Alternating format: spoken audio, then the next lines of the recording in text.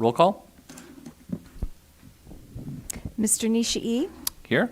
Vice President Mr. Nayola, Clerk Mrs. Yokoyama Bui, Board Member Mrs. McHatton, Board Member Mrs. Mendoza, Board Member Dr. Rios, Board Member Mrs. Yu. Here. This evening we'll be discussing the following items in closed session: public employee discipline, dismissal, release, evaluation, 4 matters, Government Code Section 54957, conference with the labor negotiator, update on negotiations with ABCFT, AFSCME, and CSEA, Government Code Section 54957.6. Existing litigation, the board will be going into closed session pursuant to Government Code Section 54956.9D1 to discuss 8 matters, but has determined that specifically identifying the matter would jeopardize its ability to conclude existing settlement negotiations to its advantage. And these case numbers are Los Angeles Superior Court cases 22 NWCV 01445, 22 NWCV 00502, 22 STCV 19569, 23 NWCV 01964, 22 NWCV 00507, 22 STCV 19567, 22 NWCV CX 00505, and 22 NWCV 00505. Are there any public comments on closed session items? I don't see anything, so can I have a motion to move to closed session? So move, Mendoza. Second. All in favor, say aye. Aye. All right, we're in closed session.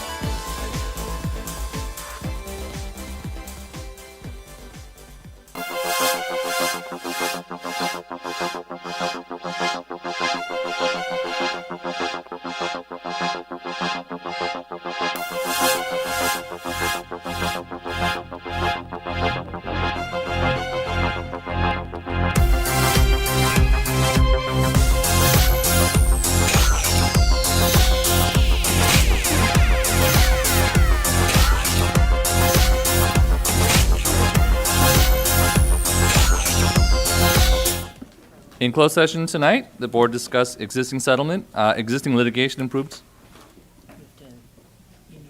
Oh, I need a motion to be back into open session. So moved. All in favor say aye. Aye. Great. Please silence your cell phones. There we go. If anyone's in need of those translation services, there is somebody in the back in the room for support. Closed session report on. Today, in closed session, the board discussed public employee discipline, dismissal, release, evaluation, four matters, Government Code Section 54957, conference with labor negotiator, update on negotiations with ABCFT, AFSME, and CSEA, Government Code Section 54957.6. We discussed existing litigation. The board discussed in closed session pursuant to Government Code Section 54956.9D1 to discuss 8 matters, but has determined that specifically identifying the matters would jeopardize its ability to conclude successful settlement negotiations to its advantage. Los Angeles Superior Court, court cases 22 NWCV 01445, 22 NWCV 00502, 22 STCV 19569, 23 NWCV 01964, 22 NWCV 00507, 22 STCV 19567, 22 NWCX 00505, 22 NWCV 00505. In closed session tonight, the board discussed existing settlement and approved a settlement agreement relating to the AB 218 claim with the Los Angeles Superior Court case number 22 NWCV 01445, which occurred in 1987-88, in the amount of $1.5 million. $1 million will be paid by district insurance, and $500,000 will be paid from the district's general fund. Tonight, the Pledge of Allegiance will be led by the students from Whitman Elementary School, who are accompanied by their principal, Mr. Miguel Marco.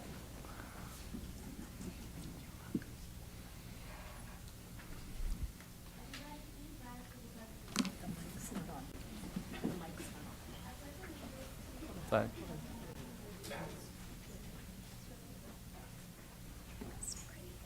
I pledge allegiance to the flag of the United States of America and to the republic for which it stands, one nation, under God, indivisible, for liberty and justice for all. Please remain standing for the Peace Builders Pledge. I am a peace builder. I pledge to praise people, to give it but down, to seek wise people, to notice and speak about hurts at a cause, to right wrongs, to help others. I'll build peace at home, at school, and in my community. Good evening, President Nishii, Vice President Nayola, Clerk Ms. Yakoya Mabui, members of the board, Superintendent Zietlow, and members of the Executive Cabinet. My name is Olivia Abraham, and I'm proudly a student of Helen Whitman Elementary School. I love Whitman. All the people are so kind, compassionate, and respectful, the Whitman way. But what surprises me most is the activities. One fun activity that we had was Musical Junior. It was a musical that you could choose to participate, and we performed at Cerritos High School. It was a great opportunity. We also have fun competitions like Reading Olympics that won first place, mathematics that also came in first place, STEM, robotics, and more. Whitman always tries their best, even if they don't win. This year was the 50th anniversary, so we had a special party for that. Thank you for listening.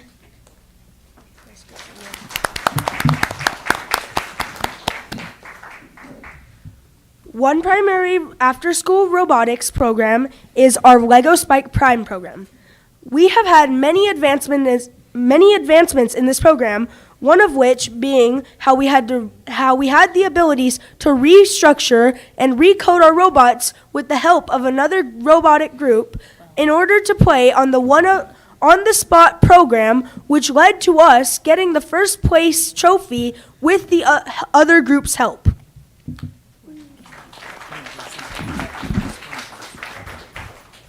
Hi, my name is Olivia Vega, and I'm a proud student of Helen Whitman Elementary School. I have been included in the Susico Junior Musical and Student Council. Today, I want to talk about how amazing this school is. Everyone here is so kind and polite that you could always trust them. The teachers are amazing, and don't be afraid to ask them questions. They will boost up your confidence, both academically and how you see yourself as a person. Rotations are also great. For me, rotations are every Friday. Basically, rotations is tech lab, library, and one rotating rotation, which is dance, art, and digital arts. Talking about digital arts, we made these amazing cookbooks that we made it by, everybody got a blank piece, a template on a Chromebook, and we got to decorate it our own ways. We got to put what our recipe was at the very top of it. For example, pasta. And then you got to put the ingredients and the step-by-step of what they were. Then you got to decorate it any way that you wanted. Thank you for listening.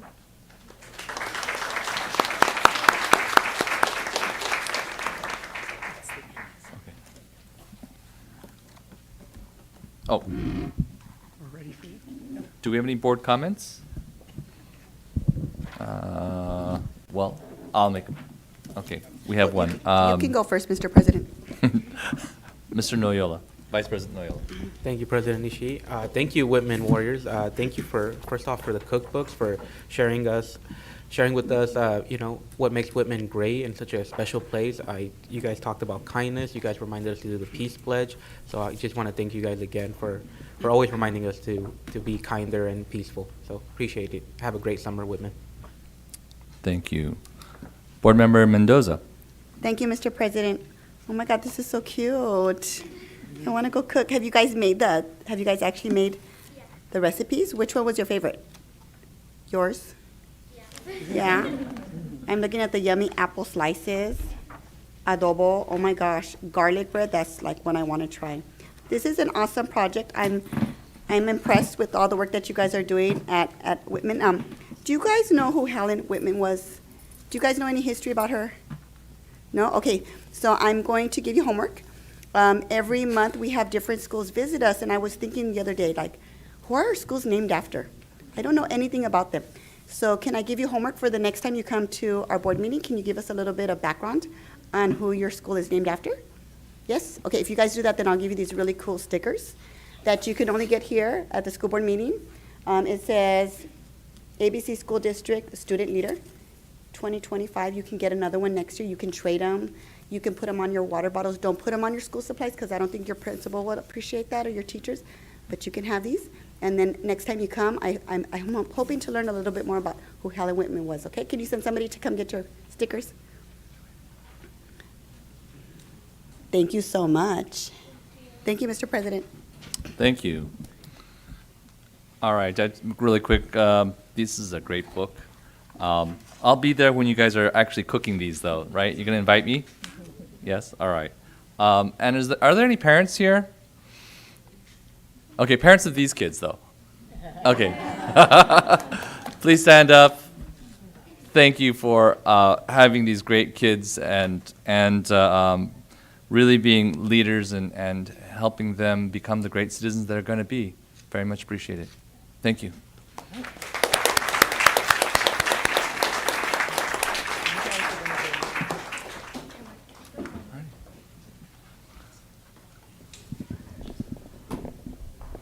Okay, next we will have recognition of the Whitman Elementary Math Team. Thank you so much, and we're happy to be here tonight. So I should have let them dial a friend, by the way, on that question about Helen Whitman. Yeah. Okay. Oh, sorry. but the comment I was going to make is Helen Whitman, actually I did a little research on her. What an incredible person, educator, special education teacher. And that's one of the reasons she ended up being named, the school being named after her, is the great work she did. Yeah. Huh? Yeah. So this evening, Mr. Marco is going to introduce the students who were on the first place county fourth grade math team and beat all of the other schools in the county for their first place win.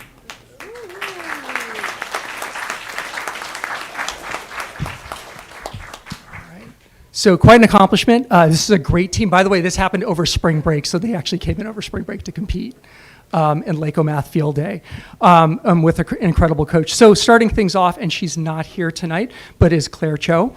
She's out of the country right now, so we'll hold on to hers. Also, we have Oliver Fernando.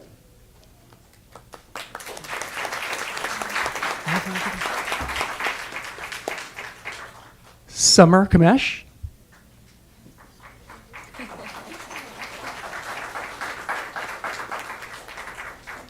Viet Mestista. Alan Ruan. And Alan brought the trophy. And their coach, Miss Megan Din.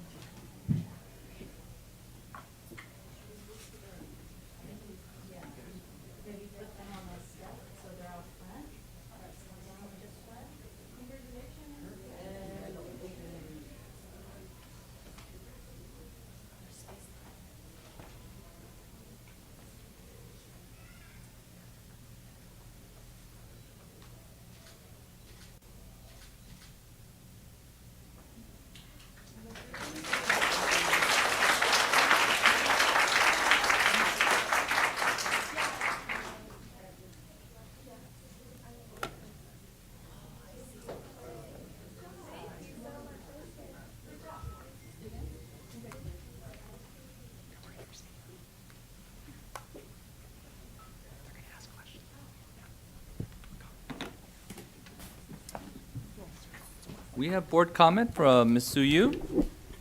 Okay, Whitman Warriors, congratulations. I have two daughters who went through Whitman Elementary School. And where are your parents? Ooh, congratulations.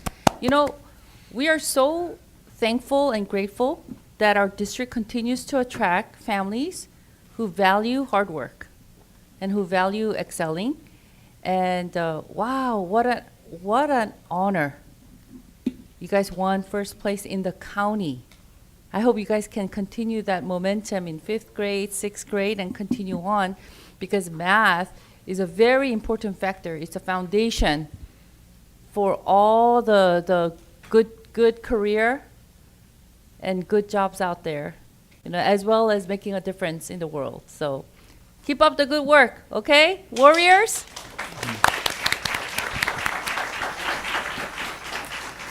Board Member McHatton. Congratulations. Can one of you tell us about the competition at the county office? What did you have to do? So we had to answer, there were 2 rounds.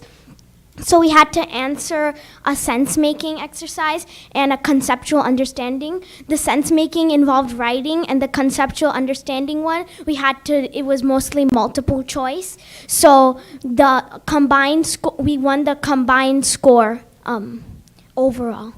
So you were working as individuals and then they combined your score, or you were working as a team? We were working as a team, and there were 2 rounds. Okay. Well, congratulations. You guys did a great job.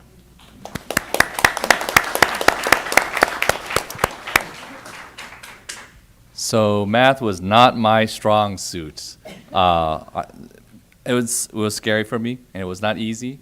And I'm so glad that you as students are adept at this and found your passion and able to compete. And you know, math gets us to the moon. It builds the biggest skyscrapers. It's building this very room that we're in right now. And someday you guys will be contributing to that. And it's all because of the math skills that you have. So thank you very much for becoming future leaders and building our future country. Thank you. I guess we have one more comment, Yeah. another Actually, comment from Dr. Ms. Can Yu. we also hear from the long-term sub who led this team?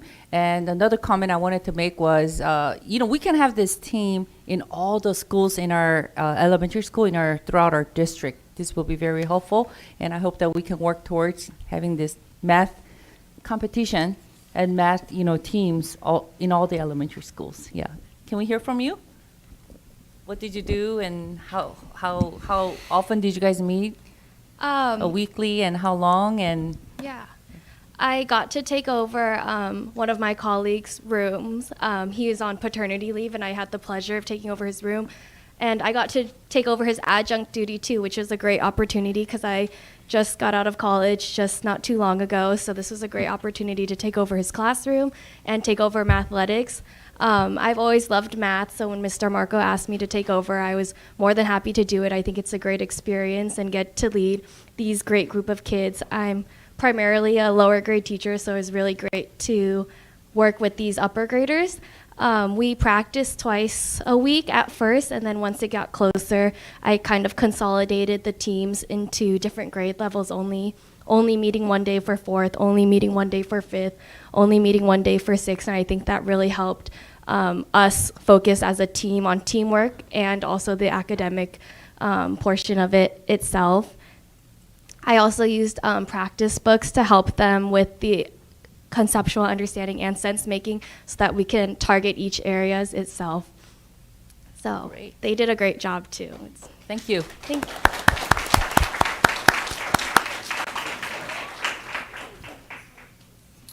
Okay, thank you. Perfect, thank you. We'll now have recognition of the Ross Middle School indoor percussion. Dr. Zietlow? Thank you. This evening, we are going to recognize Ross Middle School's drumline for winning the 2025 WGASC Percussion Scholastic Junior High Championship. Wow. So let's move you all in here.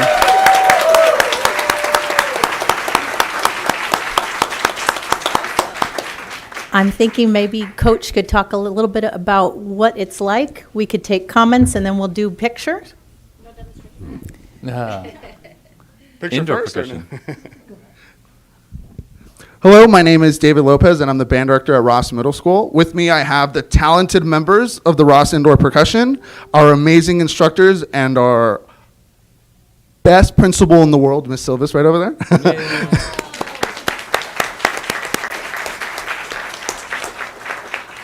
I'd like to thank the board and Dr. Zietlow for this recognition and support to our music program. I'd also like to thank our amazing parents, dedicated staff, and the incredible Ross administration. We'd like to give a heartfelt thank you to the best principal in the world, Mrs. Silvis. She continually puts our students first and is always seeking more ways to support our music program. This was our first year starting the indoor percussion and are proud of the great accomplishment of receiving the gold medal in the percussion junior high division. Prop 28 helped start this program and provided a new experience for our students. We are the only middle school indoor percussion in our district, and we take pride in representing ABC. Thank you for the recognition.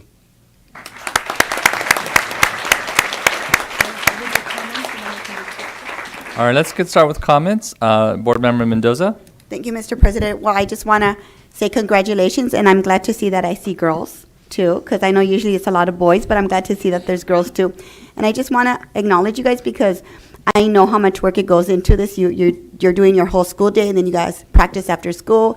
You got practice on the weekends, and your parents are supporting you because you can't drive to school, right, afterwards. So I want to just appreciate you guys. I love music. My son was at Ross, and he did the drums. And I know Dr. Rio said, where's all the equipment? Where's the instruments? We thought you were going to come here like, I thought I was waiting for it.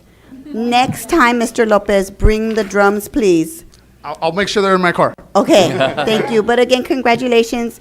Continue it. Don't stop now, but just continue, because I think music is a great subject, a great, it helps in every other area, right? Have you guys noticed that? That it's math, right? It's reading. It's discipline. So I think it's going to support you in whatever you guys decide to do going on in high school and afterwards. Okay, so congratulations.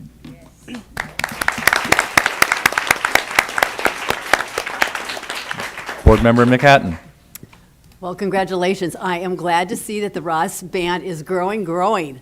My grandson went there, and, oh God, how many years ago was that? I don't even know, too many. But I just have seen you this year, and the numbers have grown, so I am so proud of you.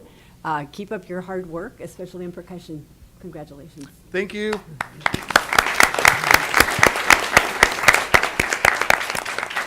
So I get the last word. I remember when he started doing we got some nice new band uniforms.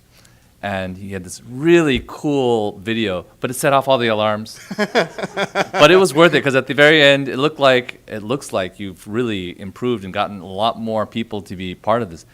I have one question. What is indoor percussion as opposed to other kinds of percussion? So pretty much this activity involves marching percussion, the drums that they put with a harness on. And then we also have pitched instruments, so marimba, xylophone, we have them in the front.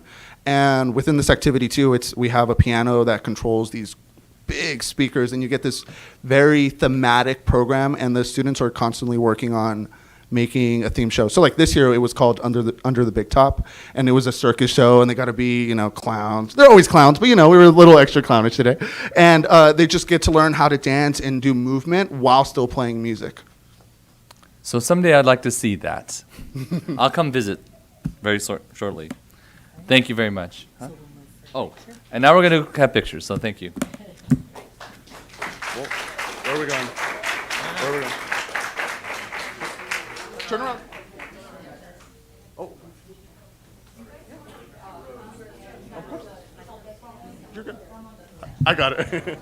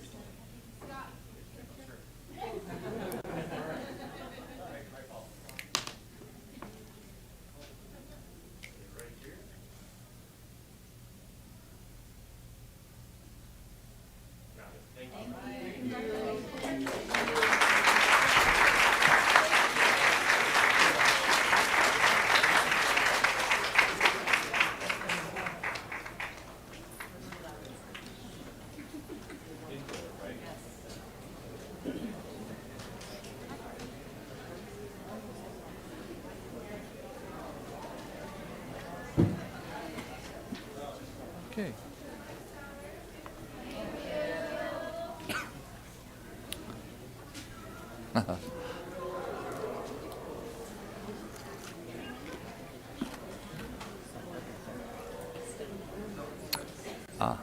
You got it? Got your...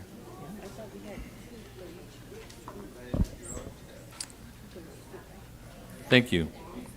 Our next item is the 2024-2025 Student Board Representatives. Dr. Zilo. Thank you. At this time, I'm going to move to the podium with President Nishii. We'll recognize our student board reps, and then we can do a picture and have comments from the board.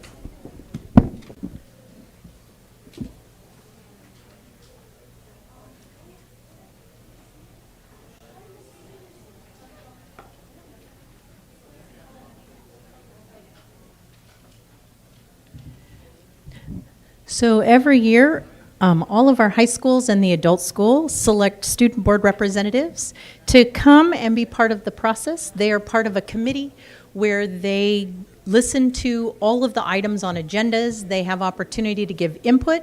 They have opportunity to cast a preferential vote if they would like to. And so we want to recognize them for their time this year and the work they also do when they come and share what's happening at their school. So our first recognition for Artesia High School, Elisa Bautista and Jasmine Limiak.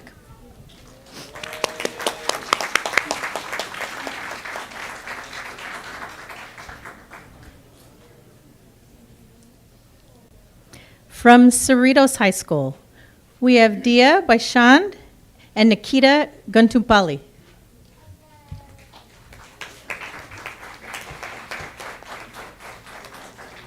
From Gar High School, we have Chinyaram Ubunilo and Malik Maniago.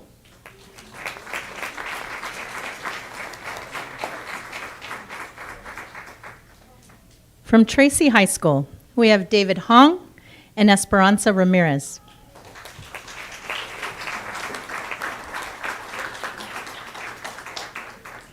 From Whitney High School, we have Andrew Duag and William Kang.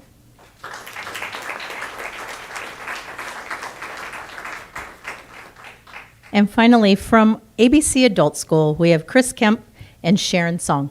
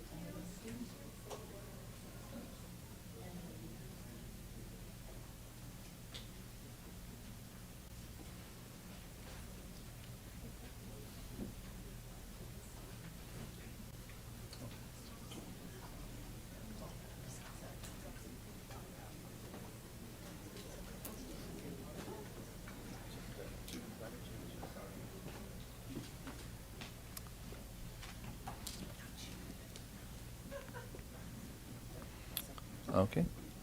Board comments? All right. Vice President Noyola.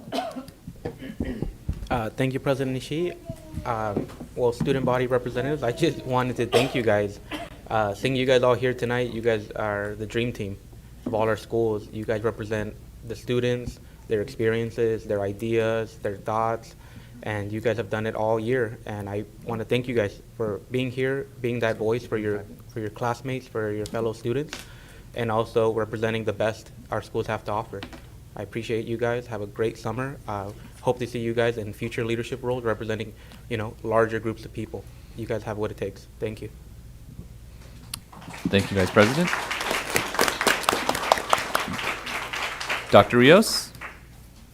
Thank you. Same thing, just a little gratitude. We really appreciate the fact that you guys let us know what's happening at your schools and you're able to talk about your events and share with us those highlights because, sometimes it's hard enough to make it to one event, let alone all of your high school events.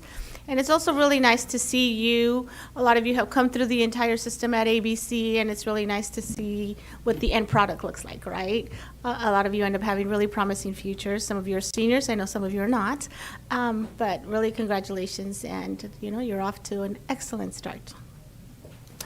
Thank you. I'm finished. Board Member Yu. Thank you, President Nishi.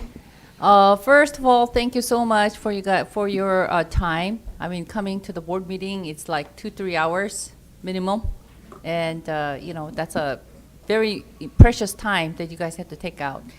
And it's easy to criticize and complain, but it takes the spirit of volunteerism to step forward and to lead the community, and you guys have done that. So again, thank you very much. And I hope that you guys can use this experience to continue your efforts in serving the community, because that's what our nation is about. It's about serving, and all the elected are called public servants, because we serve our community, our neighborhood, and it's people like you guys. So continue the good work, okay? And God bless you. Board Member Mendoza. Thank you, Mr. President. I just want to echo my colleagues in thanking you. I know you guys put a lot of time into your board reports. Can I ask who's a high school senior? Oh, a lot of you. Okay. Well, thank you, because hopefully you'll come back and visit us. And maybe even one of you, maybe 2 or 3 or 4 of you will come back and serve on the board, because you already know how it goes, right? So thank you guys a lot for your service. Enjoy your summer, and we'll see some of you back here. Yes? Okay.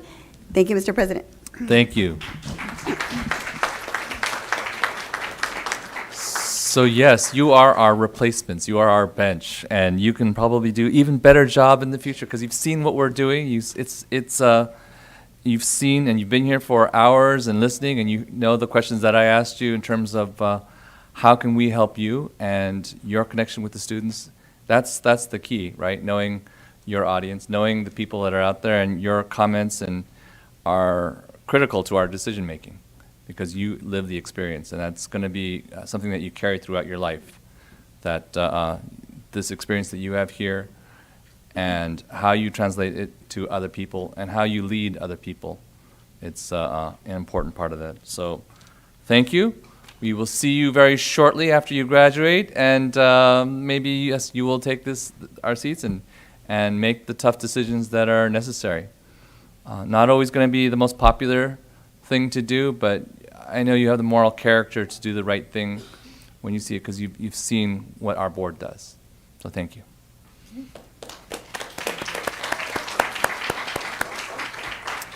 All right, thank you. Spotlight in Teaching and Learning. We now have a presentation by NEMA's 6th grade Migrant Education Financial Literacy Group. Dr. Castro.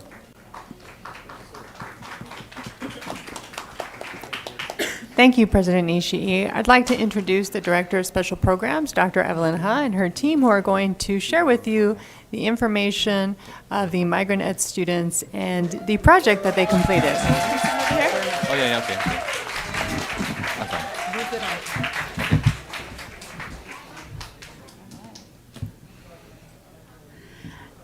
Good evening, Board President Nishii, Vice President Noyola, Board Clerk Yokoyama Bui, Board members, Superintendent Dr. Zietlow, Cabinet, and ABC community. I have the great pleasure of introducing our migrant education program, this time to highlight some phenomenal work happening at Nemus Elementary with our migrant ed students. With me tonight, our interim migrant education coordinator, Mrs. Nereida Armenta. We also have Principal of Nemus, Heather Durant, Nemus teacher, Mrs. Maureen Baki, and, of course, our wonderful students from Nemus Elementary. So under Mrs. Baki's leadership, our 6th grade students were able to successfully participate in the Migrant Ed Financial Literacy class. And Mrs. Baki and some of her students will be sharing about their experience. I'm going to go ahead and have them take the mic. Good evening, my name is Camila Cano. Camila Martinez. Camilo Olazaba. Isabel Islas. Cesar Perez. David Requena. We are excited to tell you about something really special we've been doing at our school. Miss Baki, who teaches 4th grade at Nemes Elementary, leads a financial literacy class just for us 6th grade students. This class has taught us so many important things like what money is, how to make a budget, the difference between needs and wants, saving, credit, and debt, even how interest works, including compound interest. We also talked about college and careers, starting a business, and investing. We also got to go on a field trip to Schools First Federal Credit Union to the end of our program. We hosted a financial family literacy night where we shared everything we learned with our families and guests. One of the most exciting parts of our year was participating in the Capitol Hill Challenge, sponsored by the Charles Schwab Foundation. We studied the S&P 500 companies, individual stocks, ETFs, mutual funds, and bonds. Each week we would research companies based on our current events, price history, and our own interests. Then we would meet with our teams and talk about which stocks to buy. We were given $100,000 per team to build a virtual portfolio and had to decide when to buy and sell our investments. We also learned how to track our performance and, most importantly, how to be patient and work together as a team. We were split into 3 equal teams to compete, and we are proud to say we did really well, especially for 6th graders going up against high school students. 1,424 schools from California participated, mostly middle and high school students. Team 1 placed 14th out of 1,424 schools with a return of 11.67% above the S&P 500 and a net equity of $7,368.23. Team 2 placed 40th with a 9.53% return above the S&P 500 with a net equity of $5,226.90. Team 3 placed 400. We would like to thank Ms. Baki for teaching us and making learning money. We would like to thank Ms. Baki for helping us learn and making learning about money fun. Thank you to Principal Durant for her support this year, and we would also like to thank Narita Armenta, coordinator of the Migrant Ed program, for giving us this amazing opportunity. We feel more confident about our future because of this experience, and we hope more students get to do this too. Thank you so much for listening.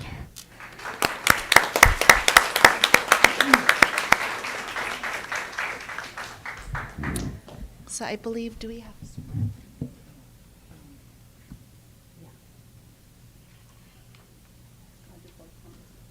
Okay. All right, board comments next. Board Member McHatton. Thank you. I wish every single one of our schools had a financial literacy program. I can just tell that you guys learned so much. So can you tell me what was the one stock that did the best? Oh. The one stock that did the best was mostly essentials that people use in everyday lives, like gasoline, electricity, and much more. Gasoline raised most because most people use gasoline to charge, use for their cars and daily life in general. So that was the highest stock. So as teams did you get to pick stocks, each of your teams? Yes. All of us were split it up into some groups, and we all get to decide which stock will make the most use out of. And gasoline, we all picked gasoline because we knew gasoline was an essential that people use in everyday life. Without gasoline, we wouldn't have most of the things we have today. Okay. Thank you so much. Thank you. And you did very well competing against 124 other schools. Thank you. Board Member Mendoza. Thank you, Mr. President. So Nemis is in my trustee area, and I actually live across the street from Nemis, and my 4 kids attend Nemis, and I'm very familiar with Ms. Baki. And when she invited me to your literacy night, your financial literacy night, I was in awe of you guys because you guys are so much smarter than I. I couldn't do the answers to the Kahoot game you guys were playing. It was like way above my head, but I thought how amazing that you guys are in 6th grade, you're competing against high school students, and your financial literacy is like way above mine, way above me, probably a lot of people here. You guys got to play the stock market. Did you guys have fun? Yes. Yeah, you guys look like you guys were having fun. I don't know if is it First Financial Bank? First finance, Ms. Baggy? Schools First. Schools First was helping, supporting you guys, right? He came out and the reason I asked for you guys to be recognized is because when I was on the board before, I don't remember ever having this program being recognized. And I think this is a program that should be in all of our schools. All of our kids need to have financial literacy. And so you guys are kind of like the trailblazers of learning. And then hopefully you guys, when you do really, really good in the stock market, you guys come back and tell us how you guys did, okay? ¿Sí? ¿Sí van a ganar mucho dinero o no? Sí, ok. Vienen para atrás y me dicen cómo hacerlo porque yo no entiendo nada de eso. Nada, nada, nada. Yo nomás sé Zelle, manda Zelle, eso y Amazon, es todo lo que sé. Okay, so felicidades. And los padres están aquí, are the parents here? Muchas gracias a ustedes también. Thank you to you guys too. Y a ver, tengo una pregunta por los padres. Ahora sí entienden todo también o son como yo que no, ¿verdad? Nada, ¿verdad? Pero imagínense, sus hijos ya saben y pueden empezar en investir. Invertir el dinero. Yeah, so muchas gracias, thank you. Congratulations to NEMIS, to all of you guys.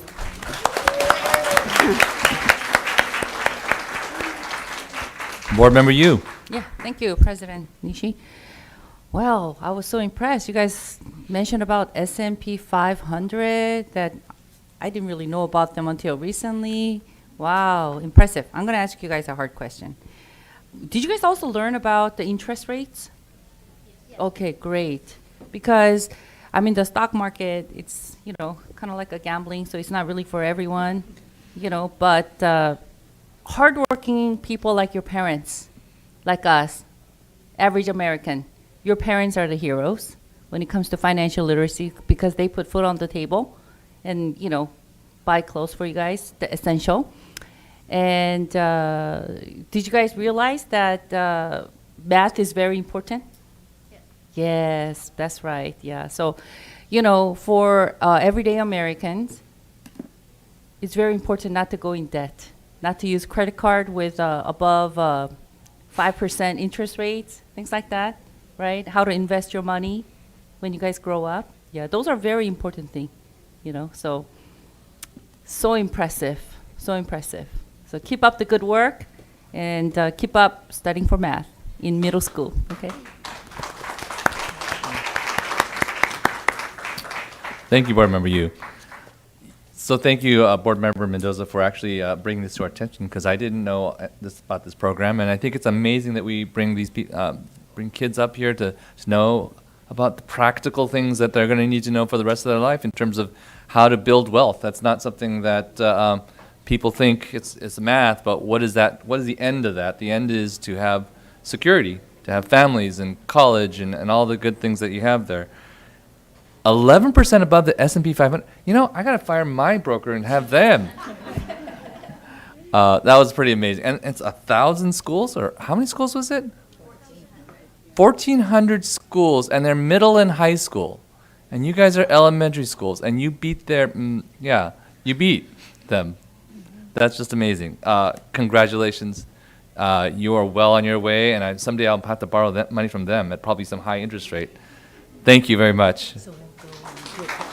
We're going to have a picture with you guys because we know that someday you'll be Warren Buffett or Bill Gates or something like that. Yes.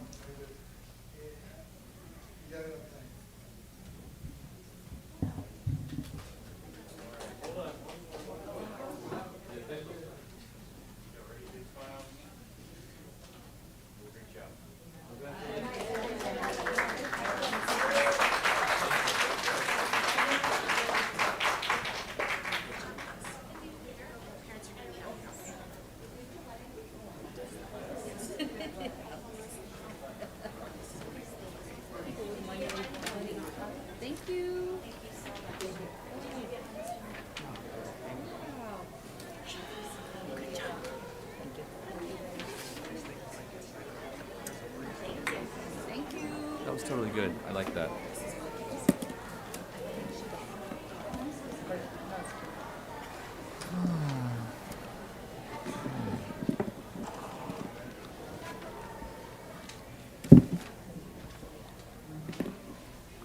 That was a great presentation. I'm very inspired by that. Makes me feel good. But the next item is to approve the agenda. So I can have a motion to approve the agenda for the regular meeting of May 20th, 2025. So move, Mendoza. Second, Noyola. All in favor say aye. Aye. Okay, the motion passes 6-0. Can I have a motion to approve the minutes of the regular meeting of May 6th, 2025? All right, all in favor say aye. Motion passes 6-0. Item 12, the student representative. Actually, we're here not too bad. We'll hear from the student board representatives from Artesia High School.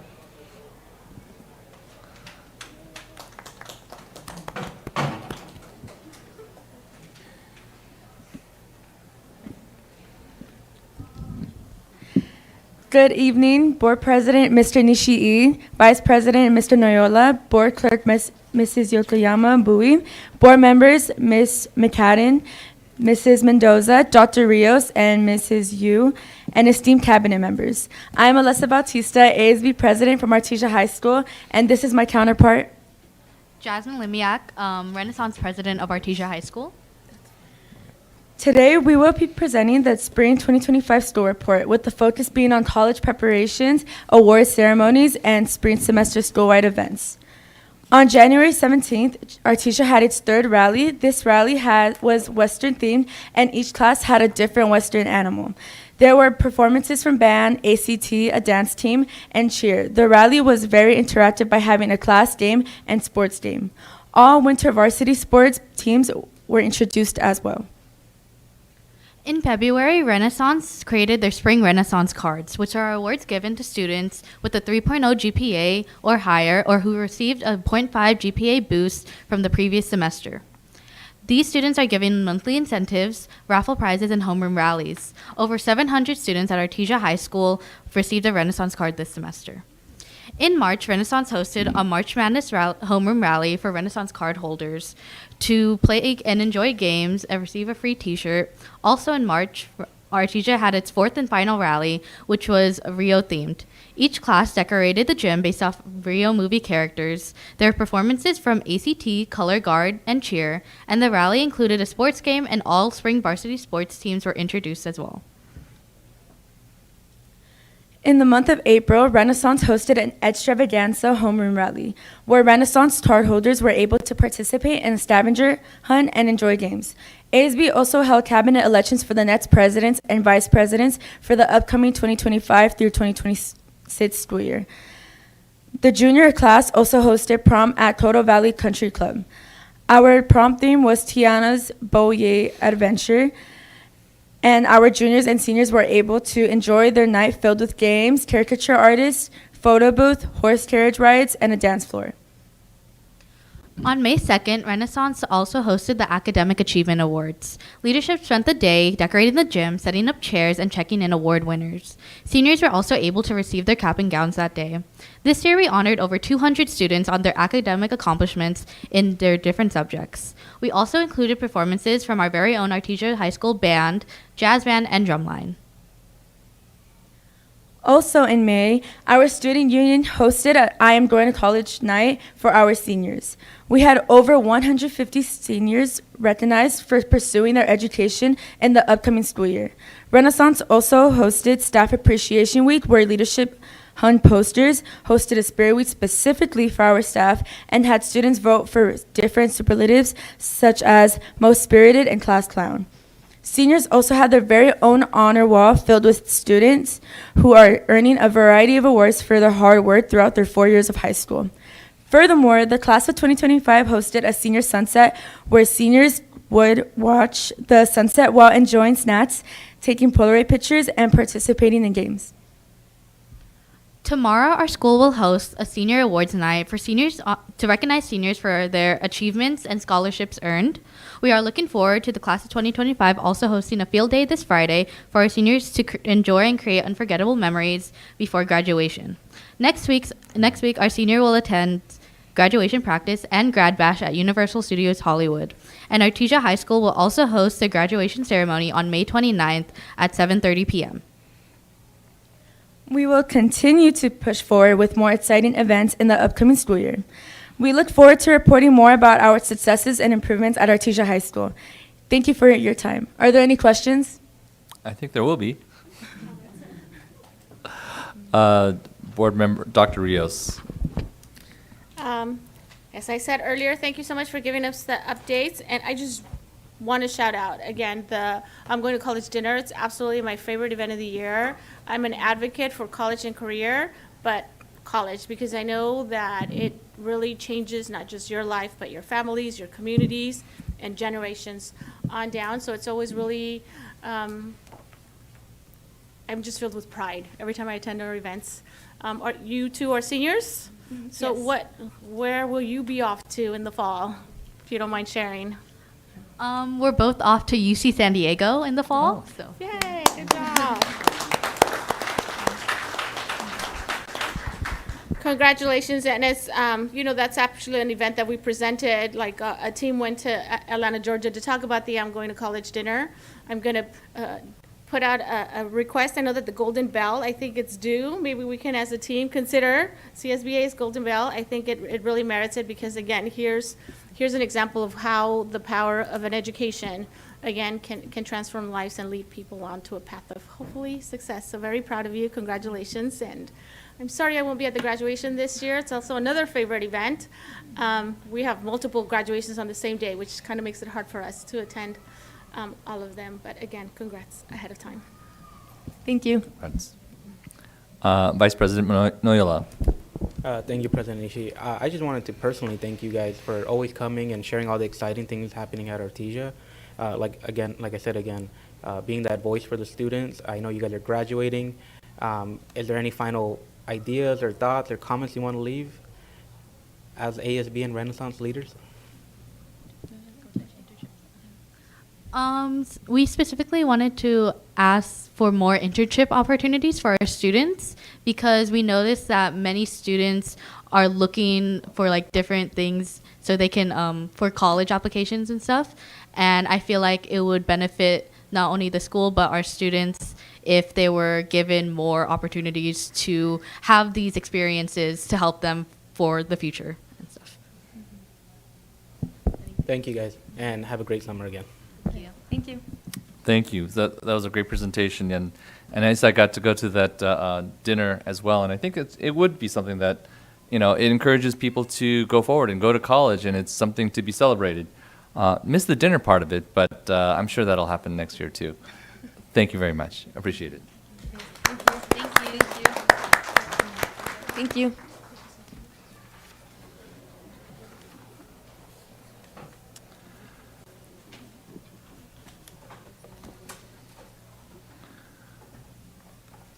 All right. All right. Board President's report. I went to a lot of places, but I don't think that's going to be so relevant here. I think it's better for me to talk to the changes that we're going to be having here at the school district and some of the important things we have here. One thing is I'm grateful that we have such a great crowd here. We have a great community and people who care deeply about our schools. The worst thing would be is if this room is empty when we're talking about something so important as the future of education in ABC. So for the people who are out here, it is amazingly good that you're here to provide input to these things. Each school has a story, has a character, has a culture that's unique. We saw the Whitman and their math elites, and we saw the migrant ed and their money literacy, and we see Ross and their band, and each school, it's what we want to do. Last year we had a vote to have an analysis, and 7-0 we all selected to go through the analysis to make the hard decisions, hopefully with some balanced basis to go forward. And they gave us a report, and which everybody in this room has seen. And probably there's an issue that it's not a perfect report.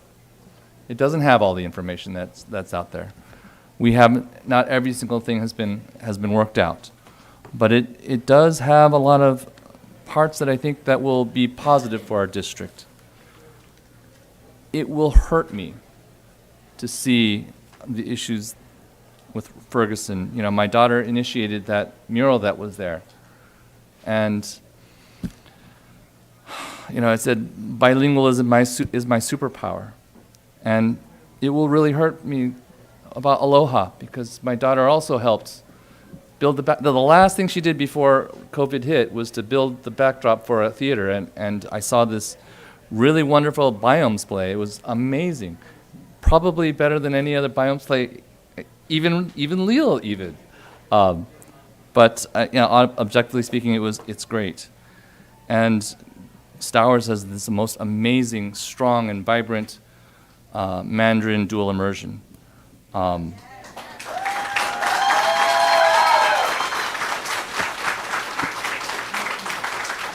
Juarez has a strong and great principal under PA, and they have a poetry programs and all these other programs that every single one of our schools have in terms of the cultures that they bring in that are not really replaceable, right? You don't replace culture like that. But I want us to see in terms of, instead of seeing what we are losing, seeing what we potentially would be gaining. You know, it's hard for us to see.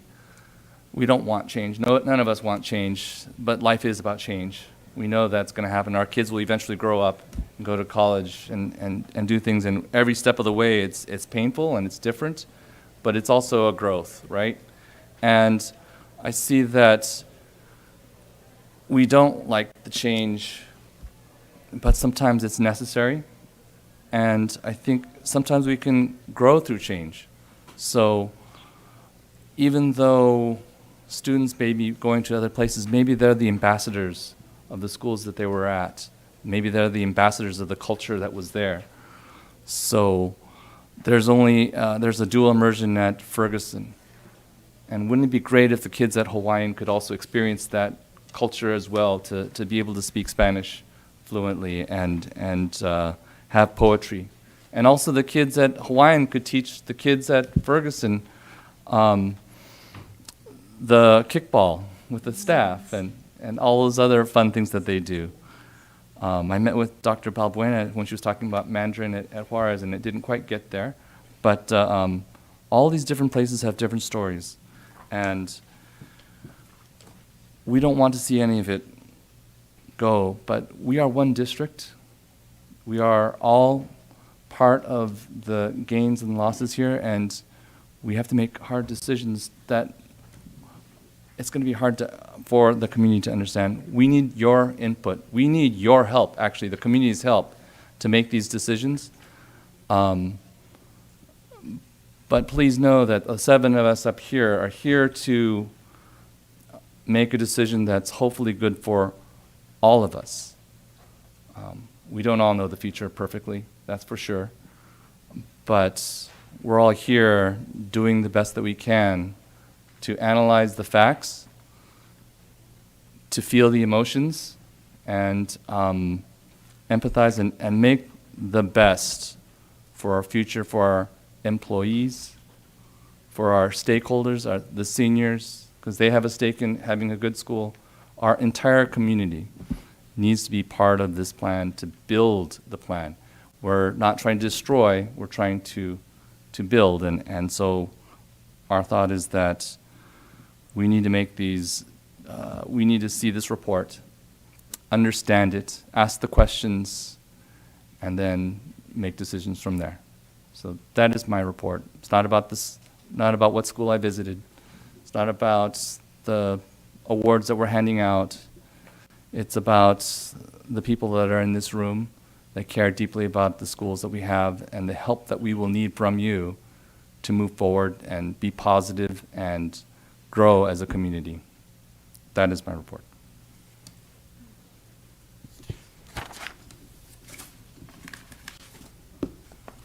We will now have the superintendent's report. Thank you.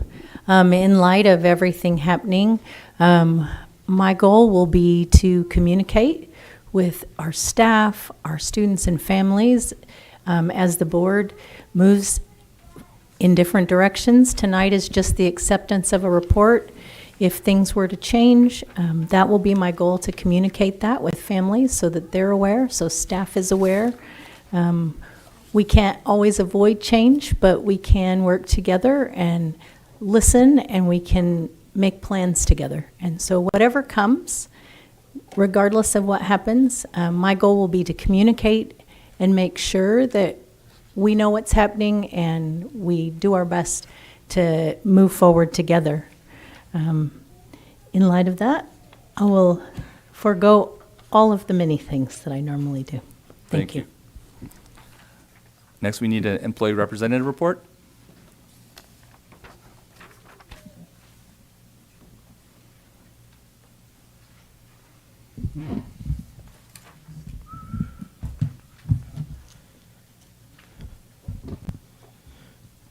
Good evening, President Nishii, trustees, Superintendent Dr. Zietlow, Administrative Cabinet, teachers, nurses, and the ABC community members that are here tonight and out there in YouTube land. Thank you for tuning in for this very important meeting. So just two things. One, Mr. Nishii wrote an excellent article for the Community News that is on page 6. I would greatly motivate you to go see it and to read it, because it really is a good summary of kind of where we are as a district. It's a worthwhile read. It'll take you 2 minutes to read it, but it has great information. And so that's in the Community News from last Friday. Dr. Zietlow's video that she released to the community and to the employees of ABC was also a very good, excellent summary of where we are and why there are considerations to do things possibly different. I would also encourage you to read the consultant's report on school consolidation and reconfiguration. I was on the first committee that was done differently. And so I appreciate that the district really listened during that first attempt at really talking about facilities, and really appreciate you had a professional consultant group look at this and come back. Now, how does this play into my report? I would like to thank the administration for really allowing us as employees of ABC to learn about the report last Friday, Thursday and Friday, along with the community, and to hear it as one, because we are a community. So, and what happens to one part of the community impacts other parts of the community. So I appreciate that we were all able to take a gasp together. I was at Stowers Elementary, but and also there was a slideshow that was shown to the staffs at Ferguson, at Aloha, and at Juarez. And so as we kind of sat there and watched the slideshow, we were stunned. Because that we all kind of saw it for the first time. We all saw it for the first time and weren't sure how to react. And I also went to Whitney and heard what was going to be presented there too. At Whitney they were stunned too, and they got up and walked out and went back and did their professional duties. Stowers did the same thing, and I know the teachers at Ferguson and Aloha did the same thing too. But that doesn't mean that it didn't hurt.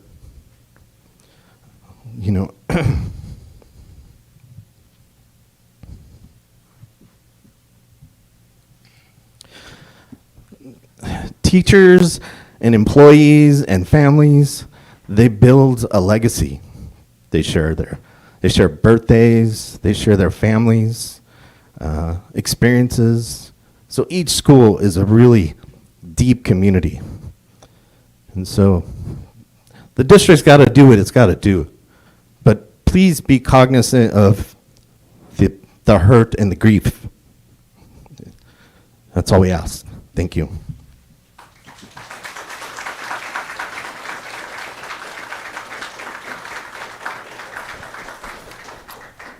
Public comments? Persons wishing to address the board should fill out a card located on the table by the front door and submit the completed card to an administrator. Speakers will be called in sequence during the public comment section or prior to board discussion on an agendized item. The board shall provide 1 hour for speakers to address non-agendized items. Each speaker is limited to one presentation of 5 minutes or less. Those who have a group concern are encouraged to select a spokesperson to address the board. Should there be 15 to 20 speakers for non-agendized items, individual speakers shall be allowed 3 minutes to address the board on the item. In order to ensure that non-English speakers receive the same opportunity to directly address the board, any member of the public who utilizes a translator shall be provided at least twice the allotted time to address the board. Please remember that the board is unable to directly respond to comments made during the public comment section. In addition, neither the board nor district staff verify the accuracy of the statements made during public comments. Persons wishing to address the board on a specific agenda item at the time the item is under discussion are limited to 5 minutes each and will be called to speak following the staff comments and prior to the board's discussion and taking action. The board shall provide 30 minutes for speakers to address agendized items. Should there be 6 to 10 speakers for agendized items, individual speakers shall be allowed 3 minutes to address the board on the item. Adverse remarks about a person's race, ancestry, ethnic group identification, religion, color, national origin, sex, sexual orientation, gender, mental or physical disability, or age may not be made. Please avoid remarks or charges which reflect upon the character, motives, qualifications, or ability of any school district employee, regardless if the identification is by name, position, or other reference. Such comments may be presented through the proper administrative channels set forth in Bylaw 9323. We have one public comment for non-agenda items. Manny Fernando, please come up.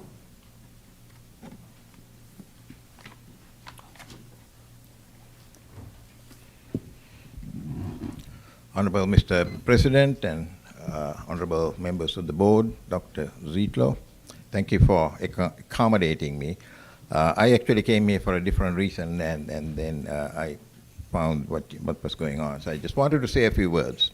First of all, I want to thank this board and Dr. Zietlow and Dr. Mary Sue before that, and all of the teachers and staff in this school district. We have an excellent school district, and it has performed well for a number of years.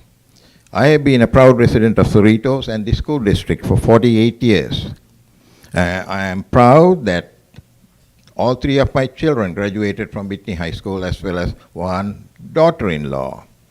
All of my grandchildren, 8 of them, are from Whitman. This coming school year, I'll have 5 of my grandchildren at Whitney, and 3 more at Whitman. So this is a great school district. I specifically want to address Whitney, which is very dear to my heart. Whitney has been a hallmark, flagship, if I should say, of the school district. And Whitney's reputation brings newest parents, younger parents, and students here. I know that our attendance is dropping, but new students come into this district for coming to this area for the school district and also Whitney. Many of them are coming hoping to go to Whitney. So, but I don't know what your plans are actually. I am not familiar, and I apologize for that. But except for some rumors, and I am hoping that none of your changes will adversely affect either Whitney High School or Whitney Middle School. Whitney Middle School in particular, I think, was rated #1 in the state this year.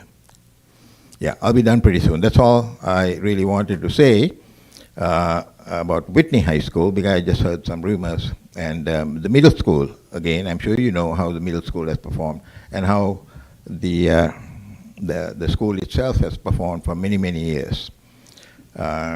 So again, that's not just because of the students. It's because what the board over the last probably at least 50 or more years has provided, and what the staff and the teachers, principals, they have provided excellent service to the district. And Whitney High School itself is a flagship. I'm just asking you, if it's part of the plan, not to disrupt this school that's been going on very successfully for many years. Again, I thank this board, Dr. Zitlo, and all of those who came before us, before you, I'm sorry. Thank you. Thank you.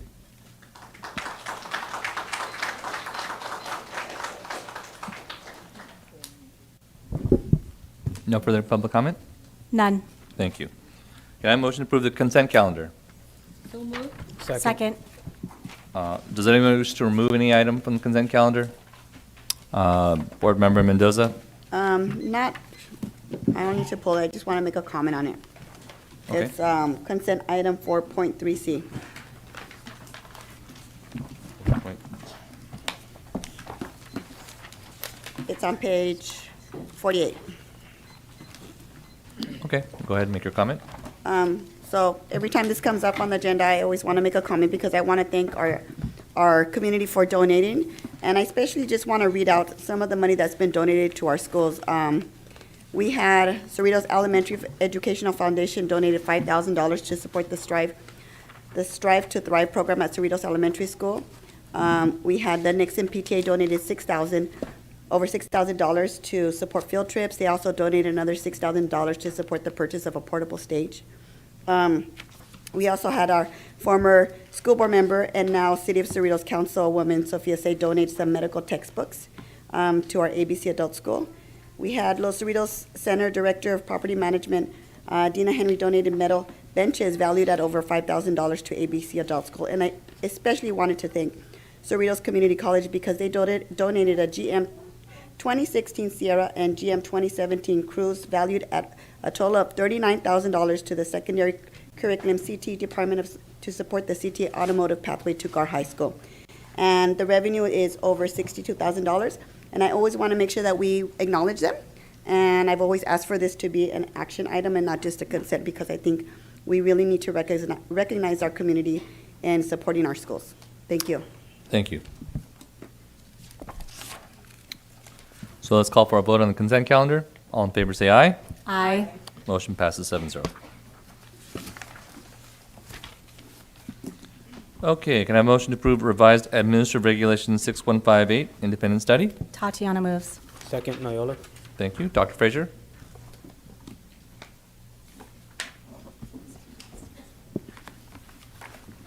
Sorry. Thank you, Mr. President. We're bringing this forward tonight, the AR 6158 independent study. If you remember back in October of 2023, we brought forward Board Policy 6158 independent study. At that time, we did not update the AR, so we're just bringing it forward with the updated per the latest CSBA recommendations to align with the board policy. Thank you. Is there any public comment on this item? I see none. Is there any board comment on this item? So I'll call for a vote. All in favor say aye. Aye. Ayes have it, 7-0. Thank you. 3.7A, may I have a motion to approve a request to adopt the Amira's assessments as district's K-2 risk of reading difficulties screener and contract with Amira Learning, LLC, to provide the assessment and professional learning for the 2025-2026 school year. So moved. Tatiana seconds. Dr. Castro.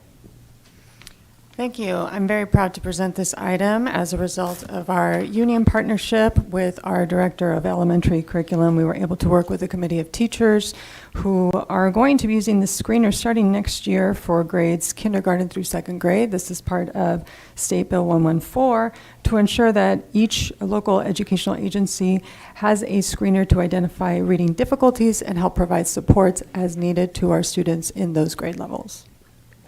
Thank you. Are there any public comments on this item? I see none. Is there any board comment on this item? Looks like Dr. Rios? Thank you, Mr. President. I know that every school district was, this was a big deal. I'd like to know, sorry, something's in my mouth. What were some of the highlights? What won this? I know there were a few programs out there. Can you just give me a concise version of the process of selecting Mira? Yes, some of the major highlights first are that this screener has the ability to be both online and in paper version, which, as you know, for kindergarten students, obviously we want the paper version. Another benefit for us as we think about supporting our English learners is that this screener is also available in the Spanish language, and I think that was one of the bigger highlights, the support. And then teachers definitely saw that the data assessments that were provided, the data reports as a result of the screeners, were very helpful in identifying what the reading difficulties were for those specific students. So those were the major highlights that I can point out as to why this screener was preferred over some of the other ones. Thank you. Our initiative here is to have all our kids reading by third grade. I imagine this is going to help us in those efforts. Do we have a plan in place or in the works to address students who we find out through the screener are not reading or are having issues with their reading?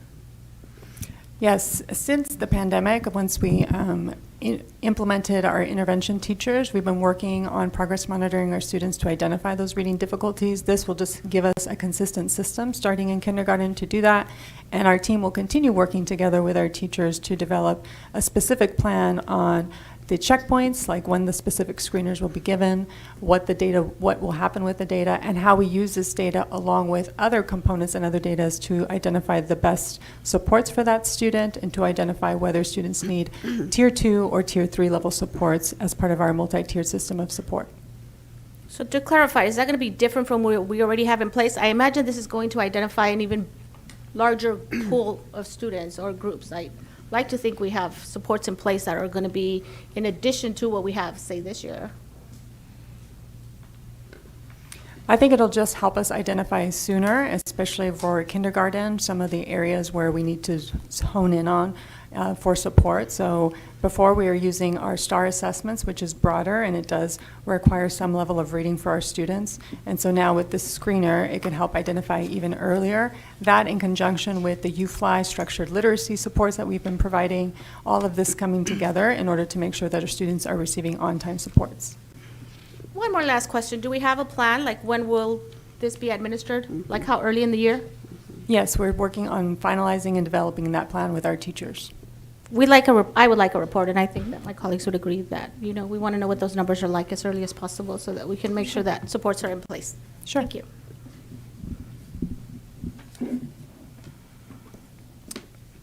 Thank you. Board Member Mendoza. Thank you, Mr. President. So, yeah, just going along with Dr. Rios' questions. So my understanding is this will be for all of our K through second students, and that it will be all paper. Or will it be online? Well, there's options, and I think the team is looking at what are the best options depending on the school site, what the students are comfortable with, and what our teachers are comfortable with. Certainly, it'll be related to the site's needs and the age-specific level needs. Okay, so I teach kindergarten. I was also a reading interventions out of the classroom teacher, and we, at my school district, we use Amplify, we use Dibbles, which I loved. I haven't gotten to know Amira yet. My only concern is with the smallest students, an online assessment doesn't really get to their phonological awareness. It doesn't get to their, it might get their letter recognition, but decoding skills and oral reading fluency. My suggestion is that it should be a paper. It should be a pen and paper, one-on-one, which does give our teachers more work to do. And another question I would have is, are we doing this beginning of the year, middle of the year, end of the year, or is this just a one-time assessment that we're giving our students? This screener is administered 3 times a year. 3 times a year with progress monitoring in between? Yes, correct. Yes, I would like that data to be shared with the board, because I think it's very important to look and see how our students, especially at these early grade levels, to see how their literacy is progressing. Because if we don't catch it now within these important early years, by the time they get to 3rd grade, it's really hard to support them. We're going to be doing a lot more work. So yes, if I can make a recommendation, just like Dr. Rios, I would like to see the data of each school year and also the progress monitoring to see how students are progressing. And this is for, the contract is for how many years? For just 1 year? This is for 1 year. So after 1 year, we can assess to see if it's going well and we can do it again, or are we committed to it for? Yes, typically we just try to contract with some of these screeners for 1 year as we're starting to learn about the implementation, looking at the pros and cons before the end of the year to continue the contract possibly in the following year. So it's a 1 year contract for now. 1 year contract that includes training for staff? Yes, it does. Okay, thank you very much. Thank you, Mr. President. Thank you. I'd like to call for a vote. All in favor say aye. Aye. Aye. Motion passes 7-0. Item 3.8A. Can I have a motion to approve the request to contract with Nadian Company, LLC, DBA The Pink Canvas, and Vital Link Education Business Consortium, DBA Vital Link, to provide career technical education enrichment programs for the students in grades 5 through 8 for the 2024-2025 summer school. Doc? So moved. Second, Tatiana. Thank you. Dr. Castro.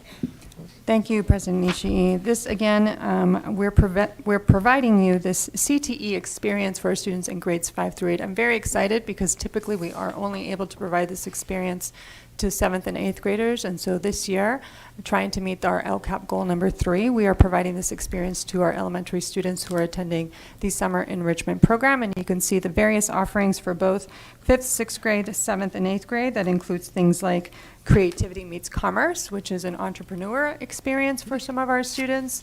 It includes STEAM engineering experiences, as well as other various experiences like engineering drone, and hands-on activities to introduce students to various career pathways that they might be interested in and can further explore in high school. Are there any public comments on this item? None. Are there any board comments on this item? Seems like a very creative program. How did we select these particular schools? These are the schools that we have our summer enrichment program, so we usually alternate the different schools that we offer summer enrichment because we combine some of our schools together in order to provide those services. Thank you. Any other board comment? Press the button. Jeannie McCadden? Thank you. So if I have a student who doesn't attend one of these schools, they can go to another school for summer school? Right. So the summer school enrollment is regional. In other words, it may be, for example, hosted at one school site, but other schools that are in that region, we let the families know that they can attend the school at that school. So it's not, the summer school is not specific to that location, rather that we bring number of schools together into one location. It looks like a great program. I like the idea of having CTE introduced really early to younger students. Encourage our kids to get a job. All right. So I'll call for a vote. All in favor of this particular item, say aye. Aye. Motion passes 7-0. Thank you. Can I have a motion to approve the request for a new course entitled Advanced Placement AP African American Studies for the 2025-2026 school year? Dr. Castro. Thank you. I'm excited to bring this item forward. The College Board has a new course called Advanced Placement for African American Studies. Last year was the pilot year for the course, and they had great success across the United States. We are excited to begin the offering of this at Gar High School. It will meet UC History Social Science requirements as well as meet the Ethnic Studies requirement for the state of California. Thank you. Is there any board public comment? None. Is there any board comment? Yes, Board Member Dr. Rios. I'd just like to speak in favor of this. I think it's great. We know ethnic studies. There's a lot of research behind it that when students take classes like ethnic studies, they really find a lot of empowerment in them, and it really yields very positive outcomes. So, yay, glad to see this. Thank you. Thank you. My only comment is that, yes, this sounds like a great program to have. I didn't read the textbook, so I'll have to abstain on this. It's not a textbook. Oh, it's just the course. But there's also a textbook here. Oh, we're not approving a textbook? No, if I can add, the textbook that we are using is one that was already previously approved by the board. Ah, okay. All right, then I don't have to abstain. Okay. All in favor say aye. Aye. Aye. Motion passes 7-0. Thank you. Thank you for the clarification.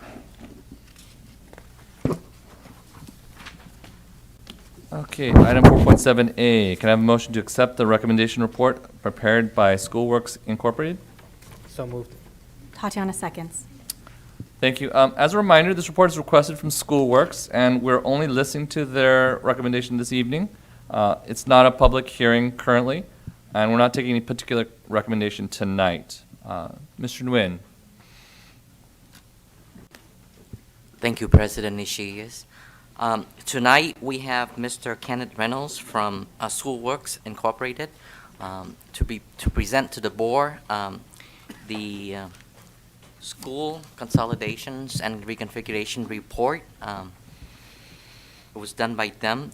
As a reminder, back in November of 2024, the board approved a contract with Schoolworks to assist the district in maximizing school facilities capacities and utilizations, and make recommendation to the board regarding possible school consolidations. Tonight, the board will listen to the report and accept the report. Acceptance of the report only acknowledges the work that was done by Schoolworks. Acceptance of the report does not mean that you agree or disagree with any of their recommendations. Acceptance of this report doesn't mean that you will move forward with any of the recommendation. Should you wish to discuss any of the components of the recommendation further, this must be brought back in a future meeting. It's a public hearing. And then after that, as a separate meeting, you can take an action item on the report. So after tonight, after accepting the report, the board will wish to bring back the item as a public hearing to hear from the public. And then as another separate meeting, the board can act on it. So I just want to make sure that the public understand that acceptance of the report does not mean you agree or disagree with it. Just acknowledge their work. So with that, I will have Mr. Kenneth Reynolds to present the report to the board. Mr. Smith, that's not the right report. Yeah. Can I ask one question, President Nishi? Yes. Do we have extra copies of this for the public? Because where are they? They were out in the hallway. Okay, very good. Okay, great. Thank you. Thank you so much. We'll pull up the right report.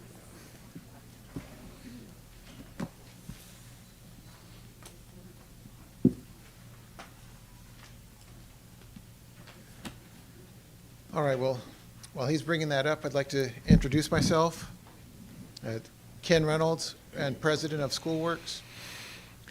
It was, again, a while ago I received a call asking if we would be interested in assisting the district with doing an analysis of the data. And this is the end result of our analysis. I do want to acknowledge both your staff and the work that's been done prior to me being involved. There was a lot of great resources that were very valuable in doing our analysis. All right, so now that we have our correct presentation up here, again, a lot of information here. This is just an overview of all the components that I'll be discussing. We'll try to get through this relatively quickly so we can hear from you and the public. Just if you wouldn't mind, can you hold the microphone? I don't think it's picking you up, and we want to make sure everyone hears you. And we need to make sure that microphone is turned on, please, Steph. All right, is that better? Yes. Better. All right. So one of the first things we look at is the enrollment trends. Now, I am a demographer, and I do our own demographics work for a lot of districts throughout California, but this is not our work. This is just me reviewing and sharing the work that's already been done for your district on this page. And so you've seen the numbers. It shows your historic enrollment and what your projected enrollment is. I did change the format on this slide. What I like to do when I'm presenting information is highlight the grade groupings of the data. So we are using the orange color to represent your elementary grade levels. The light green color represents your middle school grade levels. And then the light blue color represents the high school grade levels. And so we do see that the enrollment has been declining the last 5 or 6 years and is projected to continue to decline. And that is really what sort of highlighted, is change in our future. And so we'll be sharing our recommendations a little bit later. So one of the key causes of decline, and we're seeing it throughout our state, is fewer number of children being born each year. And so this here, again, this is our format, but it's your data from your reports. That blue line shows the number of children born each year, and we can see that has been declining. It's based on your zip codes. And then those blue bars on the same chart represent how many children showed up in your kindergarten classes 5 years later. And so again, I wasn't showing a projection here because I didn't have the detailed data, but you can see that as fewer children are being born, we're going to see fewer students enrolling just because there's fewer students in the community. And that's the key source of declining enrollments throughout the state. Now, this piece of information here is not in our report, but it's just, again, another way of looking at your data. This is straight from census information from both 2010 and 2020, in addition to what your enrollments were at those 2 time points. And so the key thing I like to point out here is in the bottom right-hand corner, right? We show in 2010 how many school-age children lived within your school district boundaries. And again, that's based on census data. And so when we compare that to the 2020 census, there was a drop of almost 2,500 students, that school-age students living within your community. So that over that 10-year span, that was a significant drop. However, in the box right above that, we looked at your enrollment at those 2 points in time, and your enrollment only dropped about 400 students in that same time period. And so your district, due to its success, right, has attracted a lot of families, both living within the community, but also those attending your schools from outside your community. And so you haven't seen the impacts of decline that other districts have because of the great work you are doing. But we are starting to see those impacts these last 5 years now. And again, 2020 was, obviously that census was done right before and during the pandemic, and so any shifts after that are not reflected in these numbers. But again, it's just good looking at historic data, trying to understand the core background of information that we're analyzing. So now we're looking at a statewide trend. As you know, the Department of Finance and Department of Education work closely on trying to predict where numbers are going, and that is very useful when the governor does his budgets. He just released his May revise recently, and he relies on these types of information. And so it's good for you to understand where the state has been and where it's going and where it's trending. So again, you saw from your demographer, your numbers are trending down. We look statewide, and the numbers are also trending down. So there's nothing unique about your district that you're declining, right? Other districts are seeing very significant declines. So this is another piece of information. What I looked at here, again, this is all historic, no projections here. And so by going to the Department of Education's DataQuest website, we can look at information by county in addition to by district. And so those gray bars are showing the county enrollment. And so we can see how that's declined. And correlated to that, I show that golden bar line, and that represents your enrollment. Now, they're on different scales on the right and left-hand side of that chart, but they're scaled to, they have the same starting point. And so what I'm illustrating here is, again, due to the successful district you run, your numbers have outperformed the overall county averages.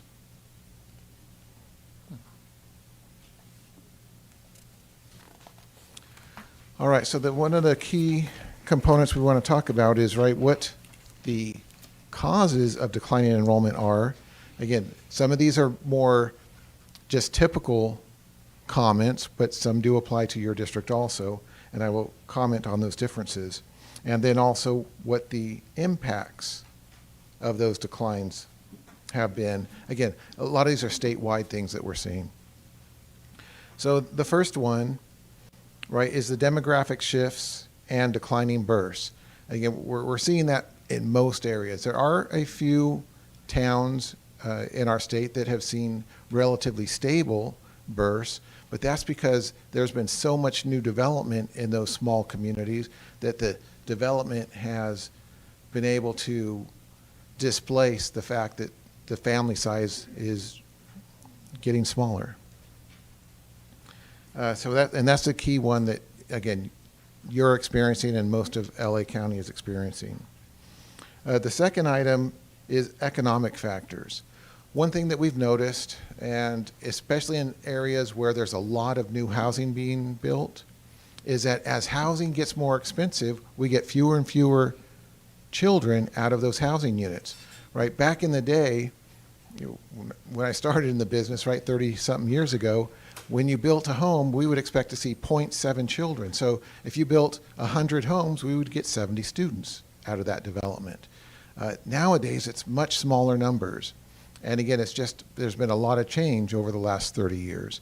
And in the last 5 to 10 years, we've really tracked as home prices go up. For about every 100,000 increase in housing prices, those yield rates are continuing to drop, right? The more expensive housing, it just, the families get smaller. Obviously, unless there's a lot of development in your community, the economic factors do not have as significant of an impact. The only impact is that, right, when someone retires and leaves the community, then a new family buys that home. Based on the price point, we are seeing the families coming in being smaller. Then thirdly, we have the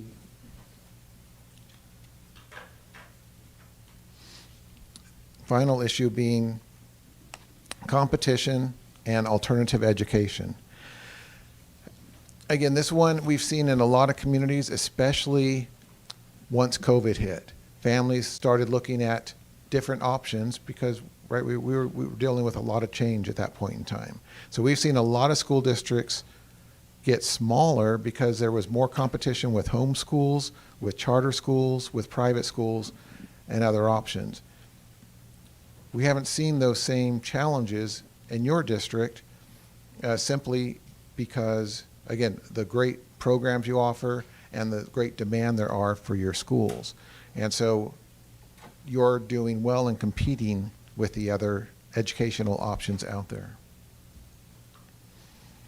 And so what are the impacts of declining enrollment? And again, these are just typical impacts, right? It doesn't mean that any of these have impacted your schools or facilities. But combination classes is a very common one, right? We get smaller and smaller populations, and sometimes we end up with combo classes. Another one is loss of specialized programs. Again, that's a very common loss, and in fact, a lot of districts are dealing with that challenge just because of the end of the COVID era resources. As resources shrink, right, budget cuts typically end up impacting special programs. So a lot of districts are grappling with that in this new budget cycle. So reduced collaboration and morale. Again, as you're shrinking, there's always that fear, right? Are we going to lose our jobs? And there's fewer second graders, teachers in our school, so fewer people to collaborate with. All those types of issues arise. Again, I really enjoyed the superintendent's message saying, right, that the purpose of this study is not to try to create any layoffs, right? So that should not be a significant issue, but again, the shrinking enrollment is still something that we're going to be facing. Obviously, budget cuts, right? For most school districts, your revenues are based on the number of students and how many are in their seats. Next, we have underutilization of facilities.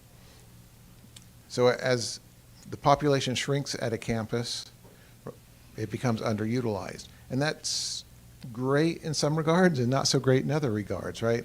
We're not going to have to be worried about being overcrowded and not enough parking or a line at the restrooms and things like that. But underutilization creates its challenges too, because there are a lot of overhead costs in operating facilities. Then finally, staff reductions, right? As funds are reduced, there's less money for staff. So again, those are the typical challenges districts are facing as enrollment declines. So next, I want to acknowledge the work of your committee that looked at all these issues. I received a binder with all their information that I read through and had a lot of great information in there.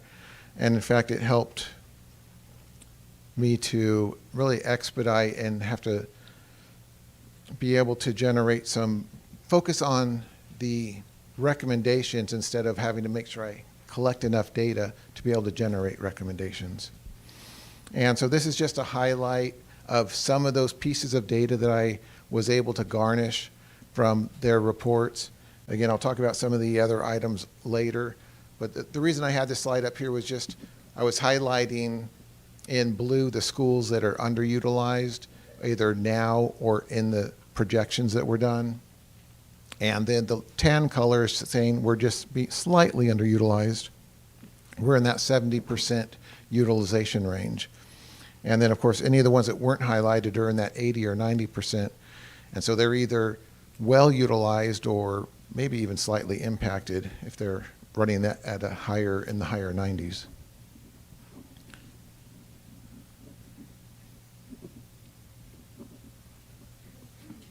So next, what are our reasons for the school closures or consolidations? And the key one that we're focusing on is our first item here, the academic enhancement. We want to make sure, right, we can offer the programs and have great collaboration. And if we get down to populations that are, only 100 or 200 students on a campus, it gets very challenging to have a robust program. And we've seen a lot of great presentations this evening from your students. And again, a lot of that is a lot easier to do with a school that has a healthy enrollment. Reallocation of resources. I have a lot of districts that are working with me to figure out if maybe we should do some consolidations in order to preserve our resources for our facilities. And again, this is more of a facilities issue. For example, I was just out in Morongo recently. They had passed a bond, but the bond's not enough to do all the facility works they need to do. If they consolidate a few campuses, they have fewer sites they have to allocate those bond resources to. So again, lots of different issues arise from all sorts of different perspectives. And so we're just trying to highlight all the different types of issues that come into account when we're doing our analysis. Long-term sustainability and cost efficiency, those are really more related to the staffing and budget issues that school districts can face as enrollments decline.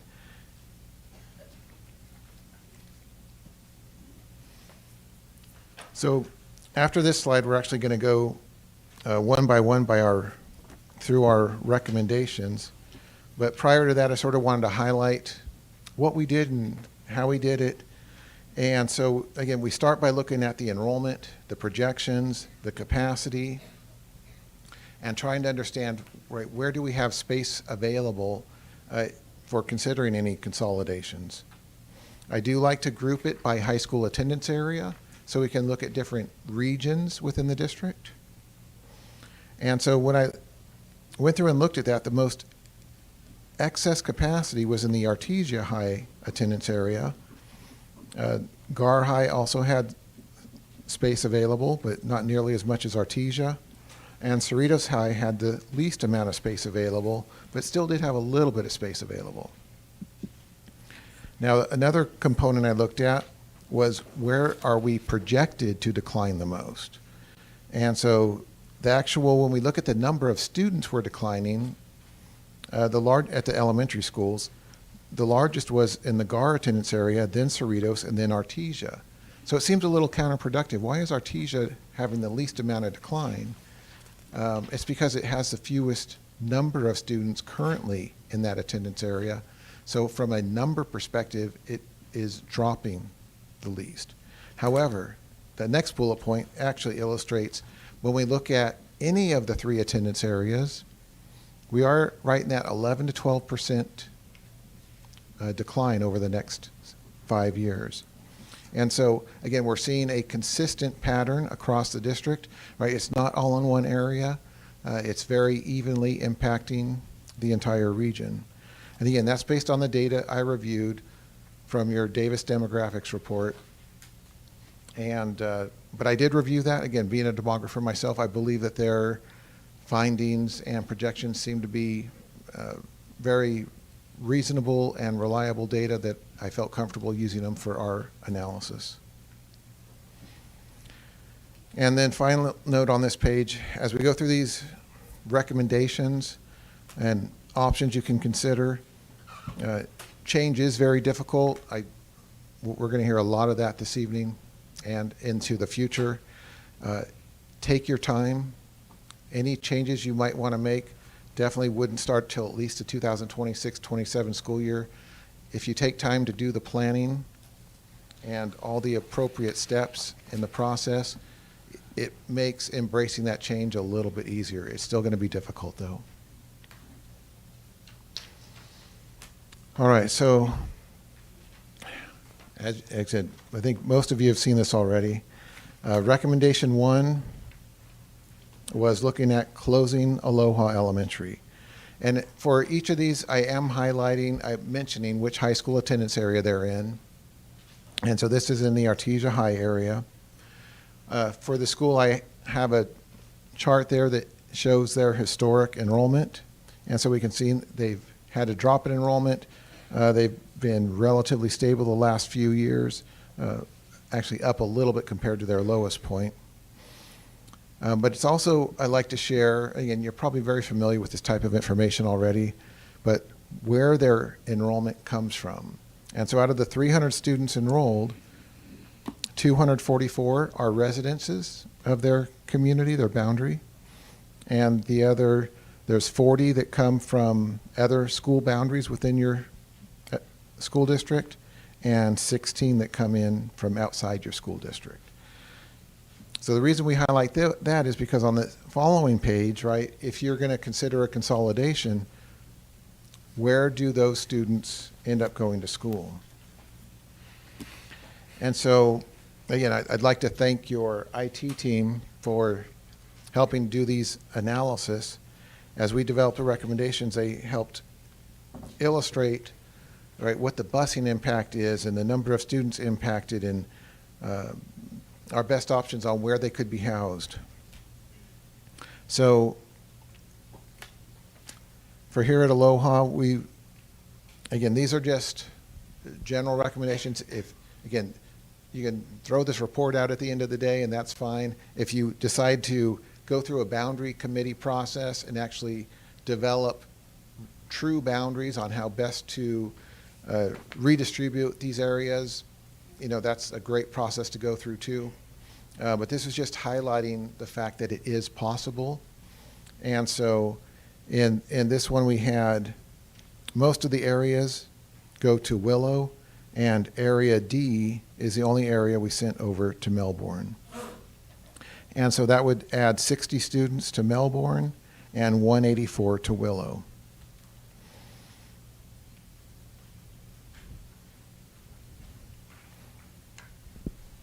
So the next recommendation, this was also in the Artesia High boundary.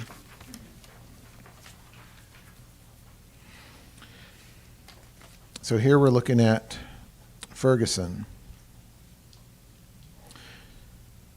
Again, we can see they had a significant drop in enrollment, and it's just been continuing to decline, and the last several years have been relatively stable. Again, the total enrollment is right around that 300 mark. They're at 293 with 225 within their residence boundary, 58 coming in from other schools within the district, and 10 from outside the district.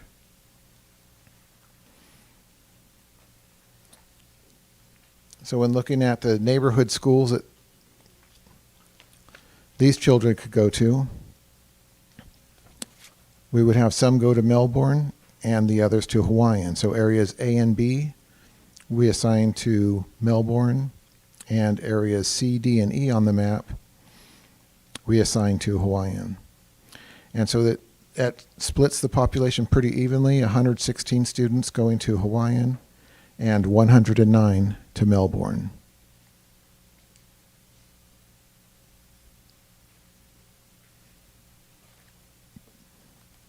Recommendation number 3.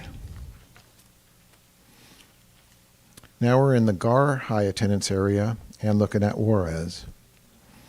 Again, they've seen a significant decline over time, and their enrollment is down to also nearly 300. They're at 296 with 182 of those in their own boundary, 73 coming from other school areas within the district, and 41 from outside the school district.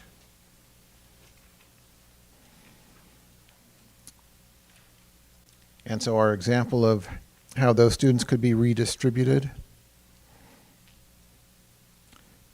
we had between Burbank and Kennedy, areas D and E, or D and F go to Burbank, and A, B, C, and E over to Kennedy. And so we end up with 68 students being added to Burbank and 114 to Kennedy. Now, one thing I haven't mentioned is, right, all the students that attending these schools from outside of that school's boundary, right?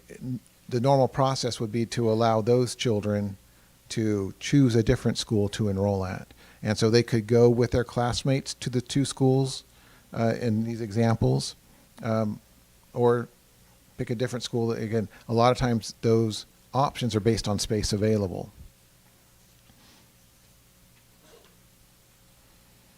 So those were the 3 initial recommendations we made based on just the capacity available and what our enrollment projections were looking at. So the next thing we looked at is a little different. We were noticing that obviously the middle schools are also seeing a decline in enrollment. And your middle schools currently serve 7th and 8th grade. And so if we add sixth grade, that is just, I think, something that you may want to consider. It is part of our recommendations.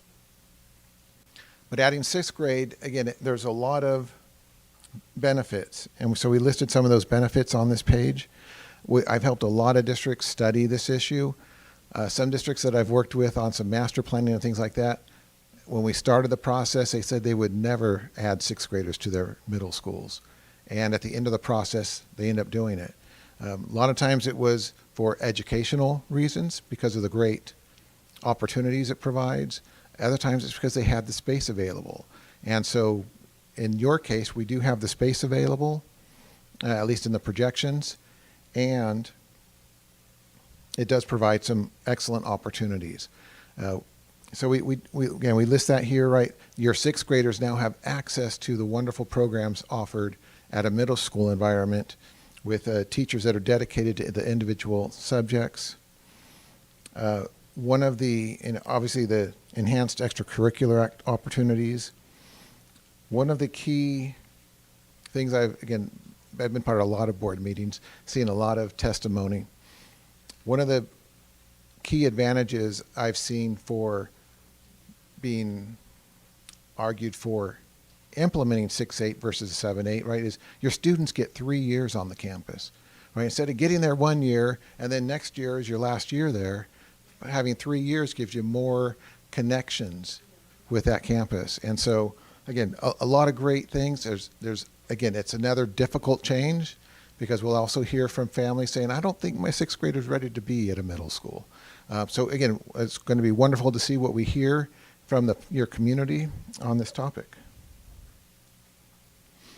But as you can see, these enrollment projections for 2026-27 with the sixth grade added puts all of your middle schools right in that 600, 700, 800 range. I think the smallest one there, of course, was Whitney. And so at that number, it's just sort of that one of, again, a lot of people's opinions, that's a great size for a middle school.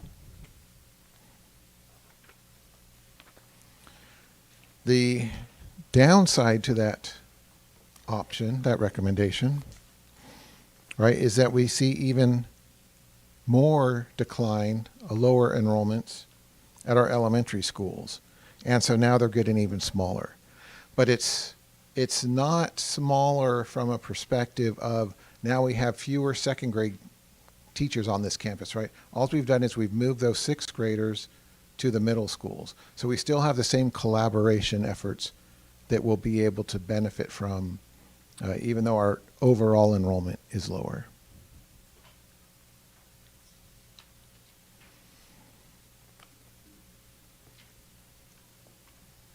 All right, so the reason I listed Stowers as recommendation number 5 is that our initial review of the Cerritos high attendance area did not show enough excess capacity to outright consider consolidation. If we want to do consolidation, right, we would have to wait a while until we've seen some declines in enrollment, or if we choose to implement recommendation 4 and move the sixth graders to the middle schools, then we have a little more space available. And so this does become an option. And so again, Stowers, unlike the other elementaries that we recommended, right, has 466 students in their projection, but only 188 of those are in their residence. So a common theme you saw is that the schools that we are recommending have the smaller enrollments in their residences. And really the key advantage of that is we're impacting fewer students. It's still an impact, it's still significant, but it does impact fewer students. And that is, again, always one of the goals is we want to minimize the challenges we create. They do have a significant intra-district and inter-district population at Stowers. So that does lend itself to the fact that there's more students impacted when you look at the grand total number. But again, it's an option that since we wanted to study all of the attendance areas, this is the one we would recommend in the Cerritos High area.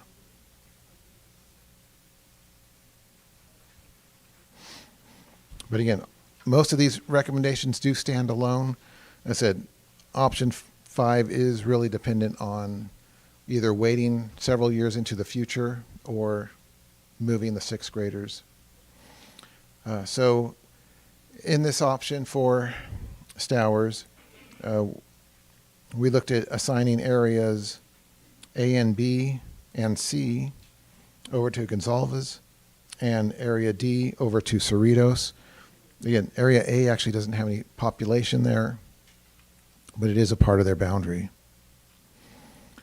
And so this adds 101 to Cerritos and 87 students over to Gonzalez. And again, wherever the other intra-district and inter-district students would choose to go would impact campuses in addition to those students.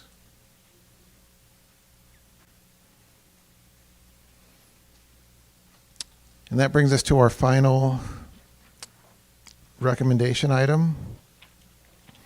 Here we were looking at a possible reconfigure of Whitney High School. Now currently it serves grades 7 through 12. If you choose to do 6-8 for your middle schools, it would make sense to make that campus a 6-12, so that after the students finish elementary school, then they could move over to Whitney. And so, but the main reason I have this school on this list is because of some of the comments that we heard from the community and from the board and from the school closure committee. Can we offset our declining enrollment by increasing our enrollment? And I said, I've already illustrated, you've done a wonderful job at that, but I think you've reached a maximum point where it's not easy to bring in more students than you already are. But the one school that does not have students from outside your district, for the most part, is Whitney. And so how can we expand an extra grade level at Whitney, let alone add more space?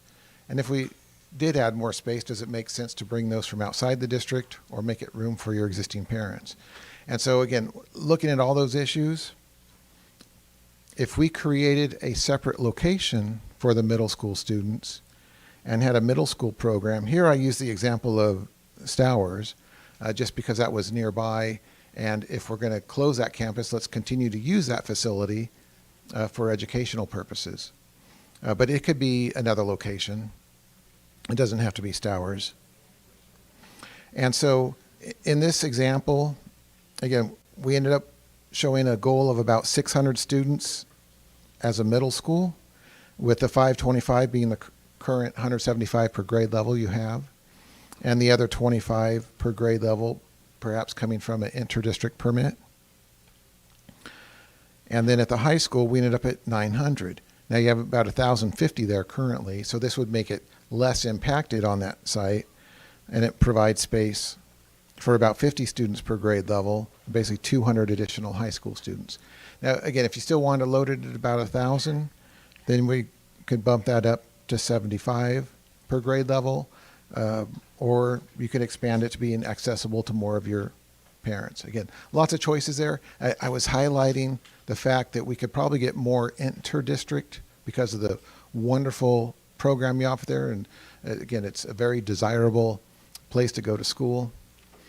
So again, it's just thinking outside the box, trying to address some of the issues and concerns we heard as we've read through all the different documentation.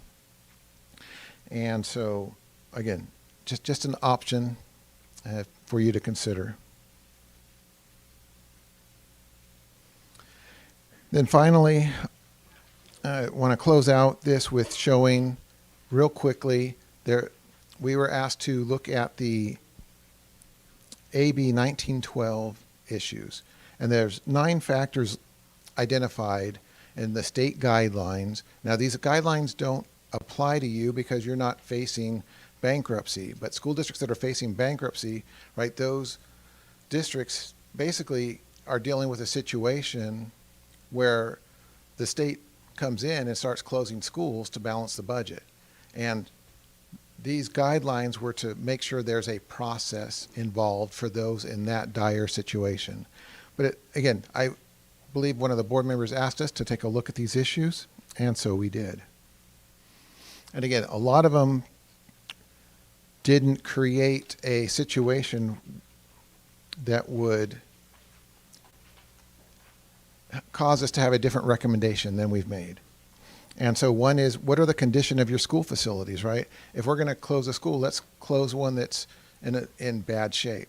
And all your schools are in great shape. And so this was not something that could be utilized to say, hey, we should close this school.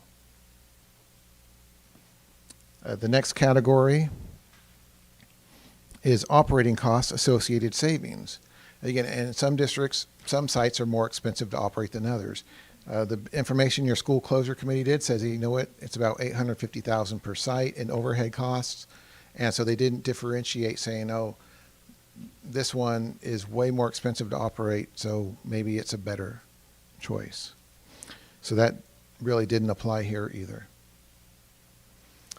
The next category is capacity to accommodate excess pupils. And again, that's the key category that we used in making our recommendations.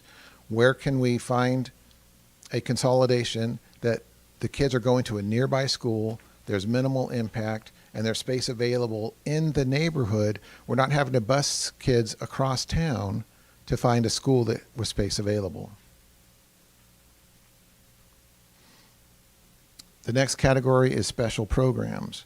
Now, most of your schools have special programs. And so we highlighted for our 4 recommendations, if they have a special ed program, if they have a Head Start. I just use Head Start there. It also references any state preschool, right? Those are our early education opportunities. And then the other category was magnet programs. And so our recommendation that is, if you consider any of these consolidations, that those programs still be offered for their students in their new locations. And so that can create some challenges and some opportunities, but that would be what we would recommend. The next category was environmental or safety factors. And again, that's just probably just common sense. If you have a site that you feel is unsafe, that would be ideal for closing. You've got, again, wonderful schools. There's no environmental factors or safety factors. So that did not help guide us in making a decision.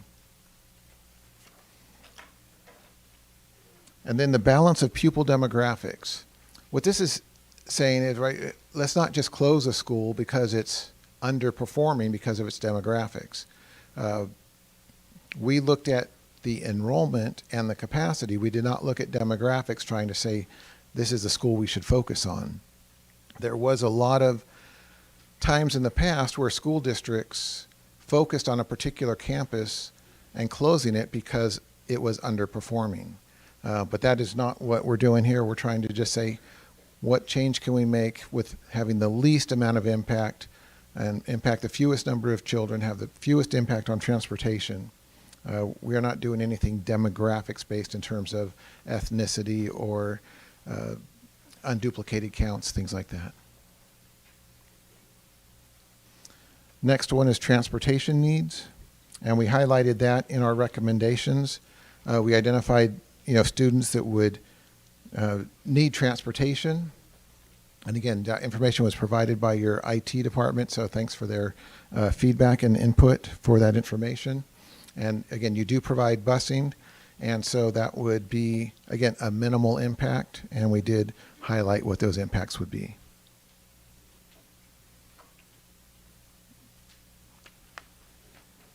And then aesthetics and impact on community. So this one's pretty important. One of the guidelines and recommendations is if we do close a school, what's going to happen to that neighborhood school? And so, for example, you could house your Whitney Middle School program, right? Here we listed some additional ideas, right? Some districts are looking at providing employee housing. Some are looking at using it as community centers or sports complexes. So, right, make sure it improves the community and doesn't create, blight in a certain neighborhood. So that's the main focus here, is we want to have a positive impact on our community.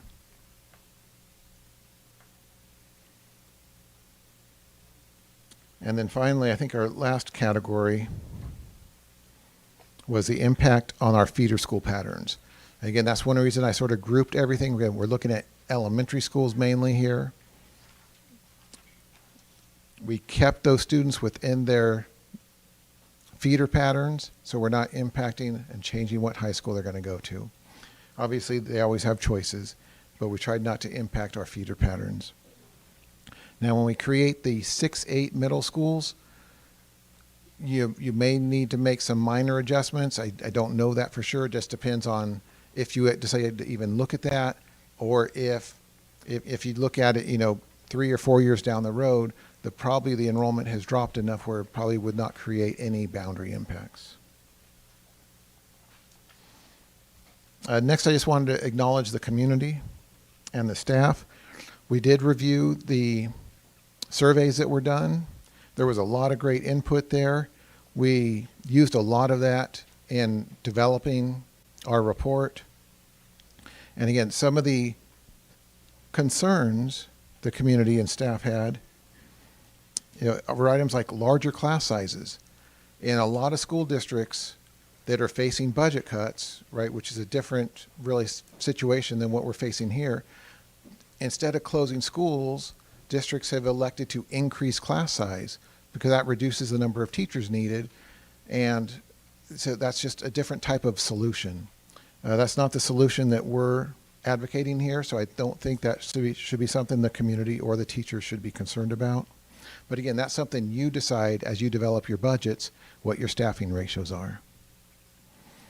And so we did not assume any changes in staffing ratios as part of our report. Impacts on programs. That's another thing I mentioned in the beginning. Those programs, special programs, often get cut when districts are facing budget challenges. And we are not advocating for any changes in your programs, but again, that is something that you as a board control. And then, of course, the social emotional impacts. That is something that is pretty much unavoidable. Change is difficult.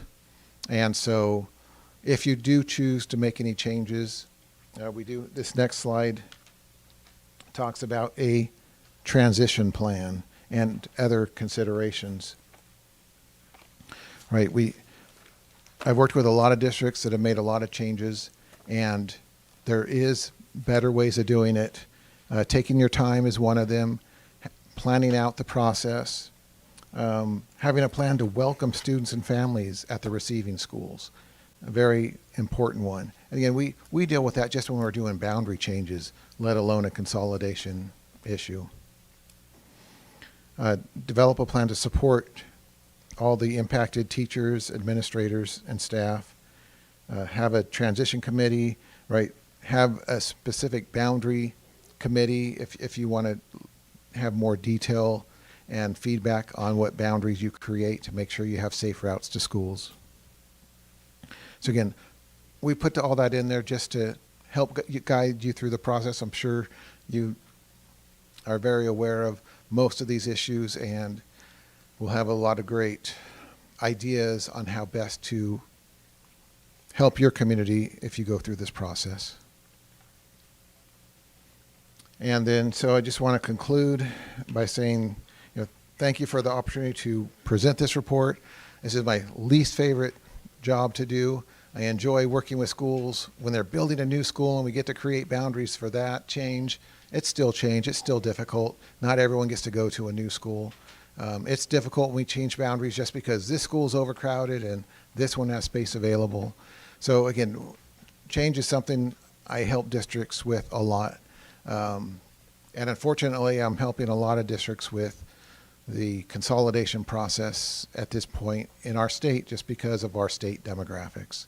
And so I wish I could have been hired for a different topic, but hopefully this information is helpful and opens your mind as to some ideas that you may want to consider in your future. And with that, I think we'll take a break and go over to public comment, and then we'll answer any questions you have. Thank you for your report. Before we begin public comment, just so that we have decorum in the room, we don't allow clapping or booing between comments because we want to make sure we respect the speaker's time and their ability to communicate the issues to the board because we can't hear over shouting. So thank you. Madam Clerk, do we have any public comments? Yes, I've been told we have 12 comments. The speakers will come up and will announce themselves. If you're in the room and you have a comment card that has a number on it that you've already filled out, please come outside and we're going to bring you in accordance to the order that you completed the card.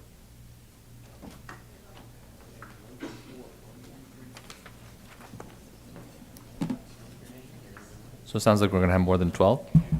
Yes, we have 12 comments now, and it looks like Well, let's see how many you get. okay. I think there's 13. I believe there are 13 speakers. Should I just? Has everybody turned in their card? They're doing it as they go. Okay. All right, if that's good, then we'll go on with the regular board comment. Go ahead. Good evening, board members, President Nishi. I'm Jamie Castrillo-Solis. I am a mother of a third grader and an incoming kindergartner at Stowers Elementary. So I'll be very brief. I know I only have 3 minutes, so I'll be as fast as I can. First, I heard the person presenting saying it doesn't have to be Stowers, and I agree. And I'm here to say why Stowers is. Excuse me. I had just said that we need to respect the speaker's time and our ability to hear. So if we hear lots of clapping, we'll have to ask you to leave the room because I need to hear her comment. Thank you. So I'm here to say that Stowers is in fact a model of success and is not a liability. Instead of closing Stowers, it should be used as an example for other schools and how they can find success during these difficult times. Stowers is not underperforming. It's thriving academically, in enrollment, and financially. As a magnet school of international studies, its mission is to draw students beyond the neighborhood, which it was also asked to do, to help it, to help keep it, to help keep it open, and has succeeded with that, with over 150 out-of-district students, both IB and Mandarin immersions, that brings much-needed financial resources to the district. And these programs specifically, immersion and IB, are the programs that attract families seeking high quality and global focused education. So first, I want to focus on out-of-district families, right? They choose ABCUSD because it provides a high quality education, but also it helps them provide their kids maybe the kind of education that's not available to their home district, which benefits the families, but it also, let's remember, it benefits ABCUSD because it's adding revenue, it's adding value that normally ABCUSD would not receive. So as many others, can see this, there's a support here, and the families that are here support and find this program very important, very desirable. That's, again, immersion, and that's IB. Down. And related to popularity of both immersion and IB, Stowers is growing. Unlike many of the schools in the district, it's growing. In fact, our incoming kindergarten class has over 100 students. That's 4 classes. And there's a growing wait list. Enrollment projections suggest 4 to 5 classes per grade. And again, Stowers should be an example of what success can look like. If it closes on a financial level, if IB closes, and for example, if it's moved to Cerritos, IB will be gone. And IB is one of the primary reasons that people use or families use so they can leave their home districts. Without IB, you will lose a large number of out-of-district students, which is important, again, to finances of ABC. And I just want to add just one last point. I know someone that, the presenter said that, Whitney can then offer, with Whitney moving to the Stowers campus, it can offer additional spaces to out-of-district students. The issue there is that Whitney is not IB. It would be very, very difficult for homeschools to release their students to Whitney, and I don't think this is a consideration that's have been made. And so therefore, I know you have a lot of very difficult decisions that you have to make. So, I thank you for your consideration, but we ask that Stowers not be closed. Stowers is not the right school to close, and I thank you for your time. Thank you. Next speaker, please.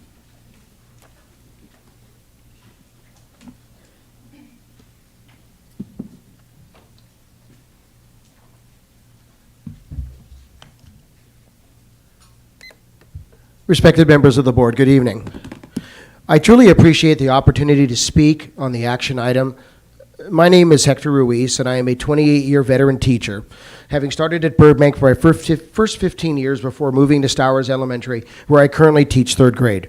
I am also currently the ABCFT site rep, and I'm here to proudly represent my fellow Stowers teachers.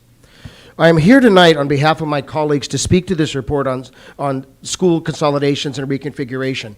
Having taught as long as I have and having started at Burbank, I know that Burbank itself began as one of the first schools in Artesia to accommodate the post-war growth in population. So there's some irony in acknowledging that we are now on the opposite end of what once appeared to be unlimited school site growth. But this report presents to you a sterile set of numbers with the predicted outcomes based on a set of assumptions that we teachers have questions about. And as much as myself and my Stowers colleagues want to point out the holes in the logic the report uses for its conclusions, nowhere on those pages are what these changes will mean to the communities surrounding the affected schools.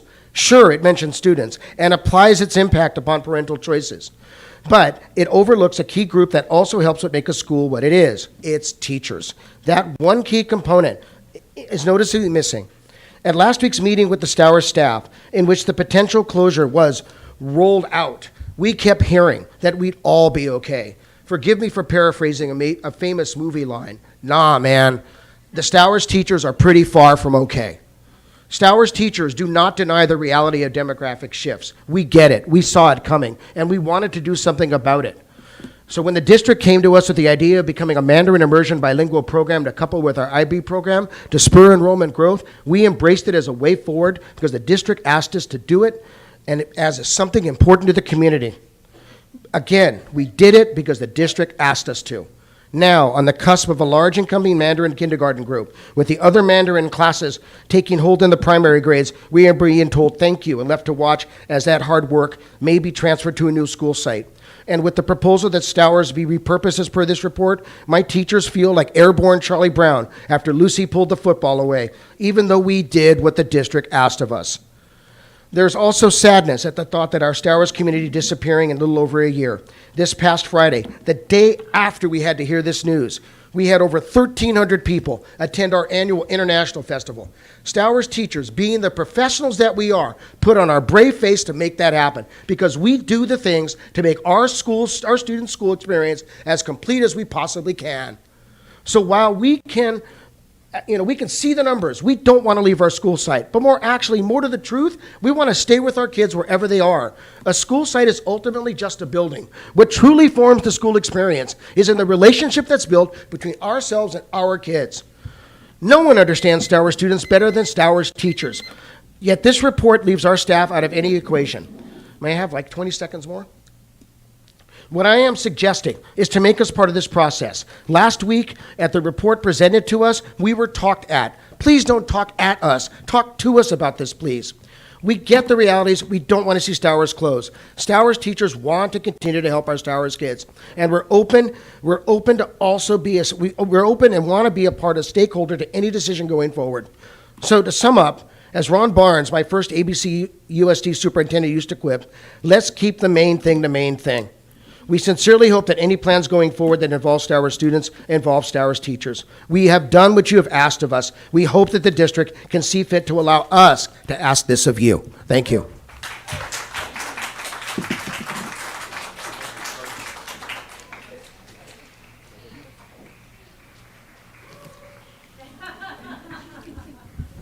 Next speaker. Good evening, board members. My name is Denise Salcedo. I am a Stowers alumni. I'm also a Whitney alumni, and I'm now a proud parent of 2 inter-district students at Stowers Elementary. I'd like to ask the board to exclude Stowers from the recommendations. Being as reviewing the report, it didn't seem to me that there were any really rhyme or reason why Stowers was being chosen. In looking at the different schools that are being consolidated, the issue there was enrollment, which is not an issue for Stowers. According to Ed Data, which is a website designed to offer educators, policymakers, and the legislator public information regarding data for from kindergarten to 12th grade, Stowers enrollment has increased year over year from 2022 to 2023 and 2023 to 2024 by 6%. So enrollment is not an issue. And to the points of the speakers before me, we have a successful IB program as well as a Mandarin program. And I think what's most important as to why to exclude Stowers is the fact that, to your point, Mr. President, we have built a culture and a family within our Stowers community. And it's extremely important to ensure that we continue to keep it that way. As such, I ask that the board look at other alternatives other than closing Stowers, because it is extremely important for each one of us, and as you can see, the support that we have as a community here tonight. Thank you.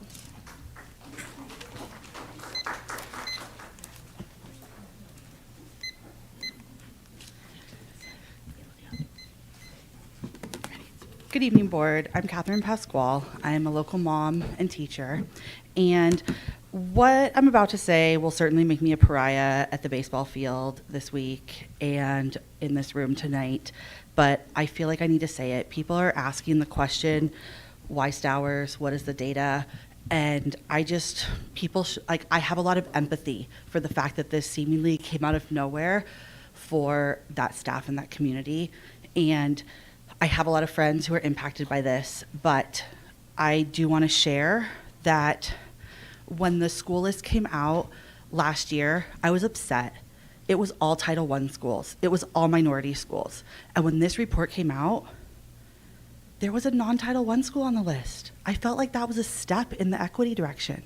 But not only in that, before they had the Mandarin Immersion program, which I acknowledge has brought up enrollment, but programs can move. So I'm gonna set that aside for the moment. When I looked at this data years ago, I had Stowers on my short list too. Why did I have Stowers on my short list?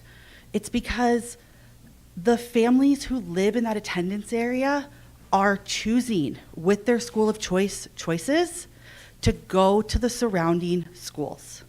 They lose families to Cerritos and Gonzalez and Leal and Whitman in high numbers.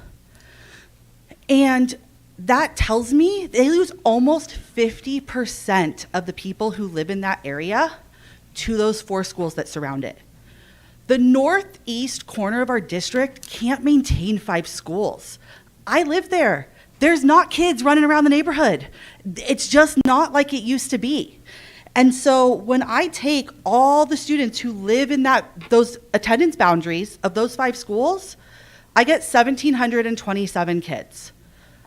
And when I divide that by 4, that's only 432 kids per site. I don't need to divide that by 5. Heck, I could maybe even divide it by 3.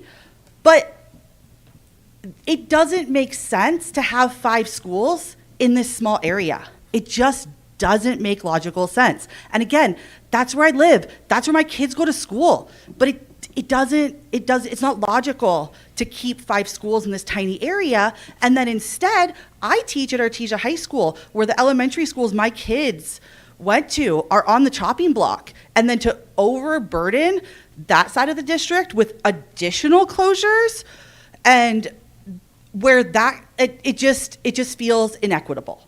So I've got a lot of conflicting emotions about this, but 4 years ago, I would have put Stowers on a short list, and I still would, and I know you guys have a really tough decision to make. I also fully support moving 6th grade. It's how the standards are set up in the state of California, and again, I'm sorry, guys. I know I did not say what you guys wanted to hear tonight. To the room.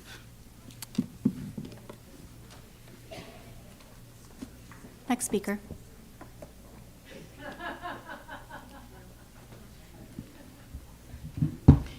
Good evening. My name is Beatrice Villatoro. I am a mom of a sixth grader at Juarez Academy. She will be promoted this year and will be headed to middle school. So why am I here if my child will no longer be at Juarez Academy? I am here to advocate to keep Juarez Academy open for our future generations, our amazing teachers, staff, and equally as important, our 3 special education classes. One of the many values that Juarez has instilled in our community and students has been inclusivity, despite the physical and cognitive differences. For example, our 3 special education classes were always included in all of the performances and shows. There was never a dry eye in the house during the Christmas performance, as the teachers walked alongside the special ed students while other teachers pushed the wheelchairs of the other students. Adults and children watch attentively for cues from our students. As the students seemed overjoyed, smiling wide, ear to ear, and laughing, we would cheer loudly for them, or we would silently clap if we noticed the student seemed overwhelmed. It was beautiful to be part of and see how our special education students were included regardless of any physical and cognitive differences. So, Ernie Nishi, you were right when you said, let's look at what our students will gain. Well, imagine how many more experiences our students, including our special education students, will gain when their school, our school, Juarez Academy, remain open. Thank you.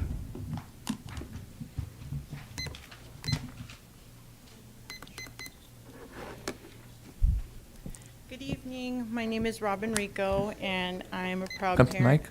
Oh, my name is Robin Rico, and I'm a proud parent of 2 children that go to Ferguson Elementary, which you can see. And I'm sorry that the Stowers parents have to be here, but I'm grateful that you're alongside us to fight, because I don't think we should be closing any of our schools. And I've spoken to you guys over the last year several times on why Ferguson is so important and how Hawaiian Gardens and ABC impact all of us. So I'd like to remind you how devastating it would be to close any elementary school. Children thrive in their community, and busing us all over simply will not do. I'd like to remind you of what happened in Bellflower Unified. Years ago, they consolidated middle schools and high schools, and when the student count went back up, they were landlocked and had nowhere to build schools.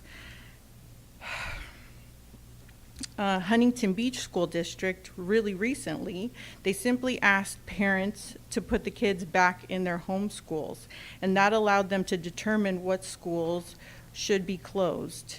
And we know that Hawaiian Gardens has the student count, and our birth rate is up 7.2% when the state of California is 4.3%. So I'd like our auditor to maybe consider those things. And the narrative that Cerritos schools are superior to Hawaiian Gardens or Artesia or even Lakewood. And consider the educational impacts on the families of the kids that have to consolidate. The statistics say that it's detrimental to learning. And let me see, my notes are a little all over the place. The numbers that you are showing for Ferguson are misleading. We have enough children in our community to sustain our school. 29% of Hawaiian Gardens is under 18. 15% is 0 to 9.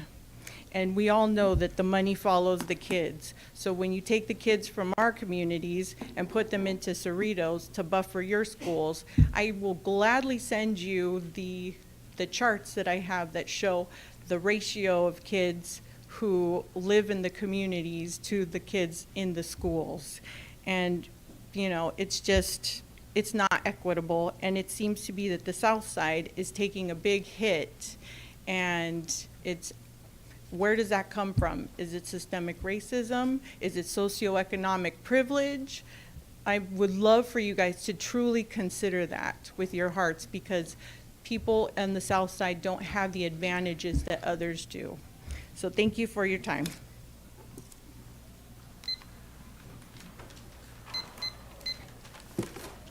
All right, our number, if you have a card that is highlighted that has 7 or 8, if you are in the room, it's your turn. If not, we will call the next 4.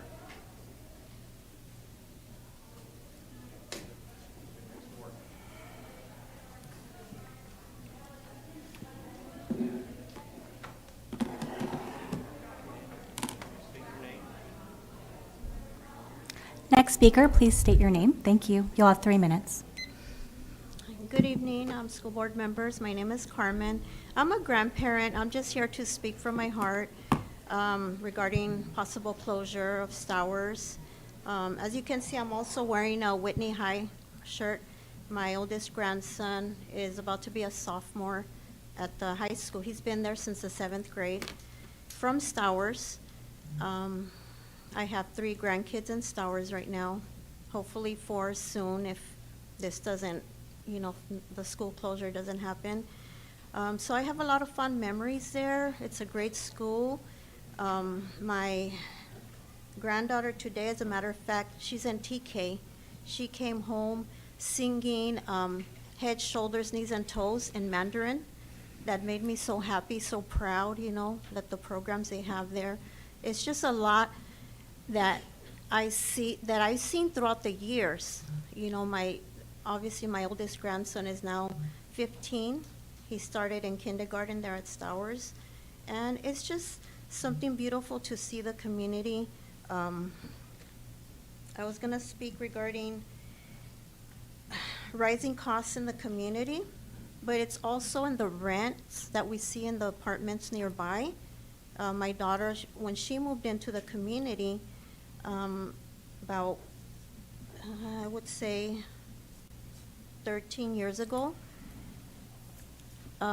complex on Vicky Drive was something they could afford, and unfortunately they had to move out because every year was a rent increase, every year was a rent increase, because I understand a lot of parents want to get their students into Whitney High School, and that's a lot of the issues too, is that people come from outside the area that can afford and pretty much, they can pay cash for certain things that sometimes we cannot. But we're a community and we've been in these schools for years, and we're having a hard time dealing with this. We just heard about it and it's difficult, but I just want to state from a personal point of view why also maybe school enrollment could be down, because maybe it's just a lot of high school students coming in for the Whitney High School, which is great. We love, everyone coming in, but then that affects enrollment for the younger kids because we're unable to afford those rents, even in an apartment complex. So that's part of the issue as well. But I thank you for hearing me tonight. Thank you.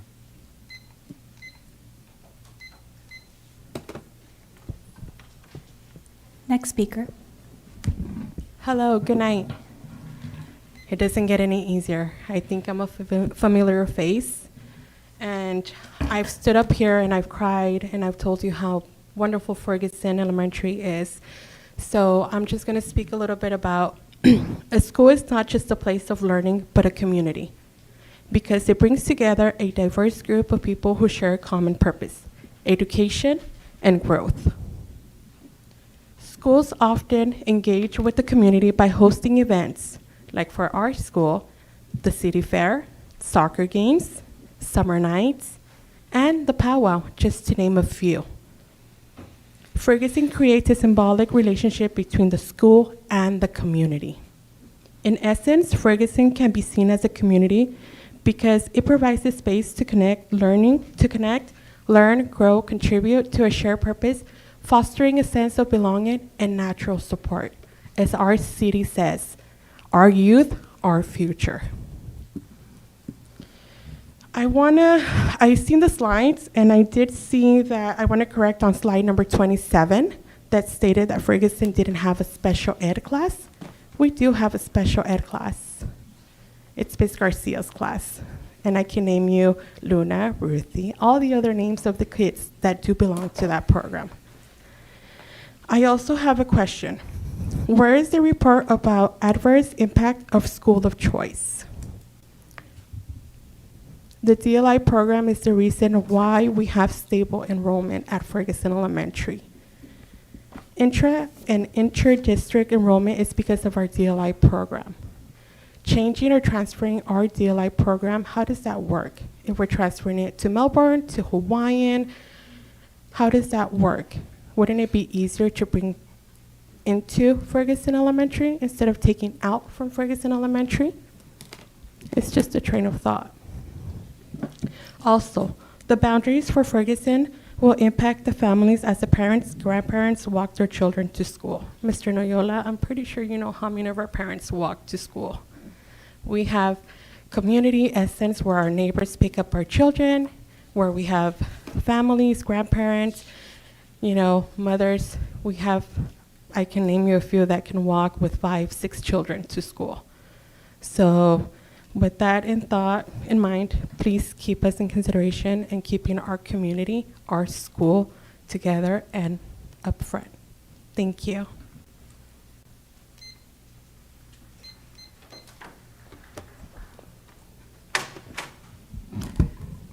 Good evening, I'm Celia Spitzer. I'm pleased about the recommendation from SchoolWorks to close some of our elementary schools and consolidate their students with nearby schools. Interestingly, but not surprisingly, 3 of those schools were ones being strongly considered by the Declining Enrollment Ad Hoc Board Advisory Committee on which I served that met monthly from May 2023 through May 2024. Plus hosting 2 large town hall meetings in February of 2024. Although the number of schools to recommend for closure was not specified by the board in its direction to the committee, we thought the number was probably 2 or 3. In its December 2023 meeting, using 7 of the suggested criteria to initially narrow the number of schools for further consideration for closure, the committee first chose just 3 schools, Aloha, Ferguson, and Juarez. After further discussion that night, it was decided to expand the list for further consideration using more of the suggested criteria. The added schools were Hawaiian, Kennedy, and Willow. After the 2 large town hall meetings where audience members expressed strong opposition to closing any of their schools, the committee subsequently voted at its next meeting to recommend to the board not to close any schools. I, however, was one of the committee members who wanted to proceed with further evaluation of the 6 schools using additional criteria to narrow the list of schools to recommend for closure from 6 to 2 or 3. So tonight I ask the board to choose the schools they believe best meet the criteria for closure and the number that would sufficiently solve budgetary challenges for the foreseeable future. I also would like to briefly address the part of the report recommending changing the middle school grade span from 7-8 to 6-8, and in particular, the potential disadvantages noted in the report.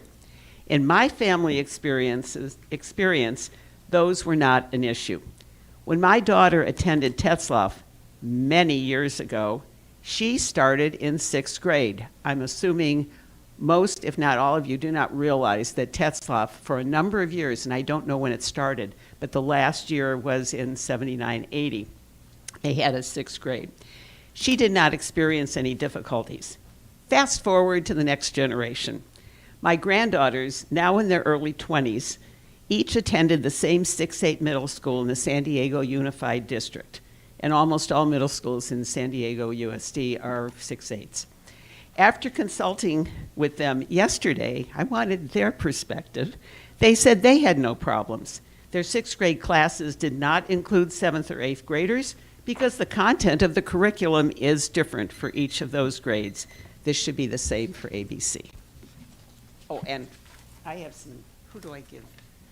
I sent Tuan, I went through with a fine-tooth comb, as many of you know I do when I see things, and had some comments and then a few questions, which I emailed off to Tuan today. So I wanted the board and Dr. Zietlow to have copies of that. Some of them are very specific to the report where I think some corrections need to be made. Thank you. Next speaker, please. Madam Clerk, how many speakers do we have remaining? Mr. Smith. Good evening, board members, board president, superintendent, and administrators. My name is Michael Koo. I'm here with my wife. My name is Susan. Good evening. I am a graduate of Concordia Lutheran School, Carmenita Middle School, and Whitney High School. I'm also the president of the Stowers Elementary Education Foundation that's newly minted since last month.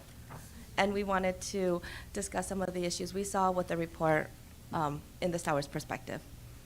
So we're proud parents of a student in TK who will be advancing next year into the dual immersion program, and we have two more kids that will be following in those footsteps as well. We're strong supporters of Stowers Elementary, and we are here to speak against the recommended closure of Stowers.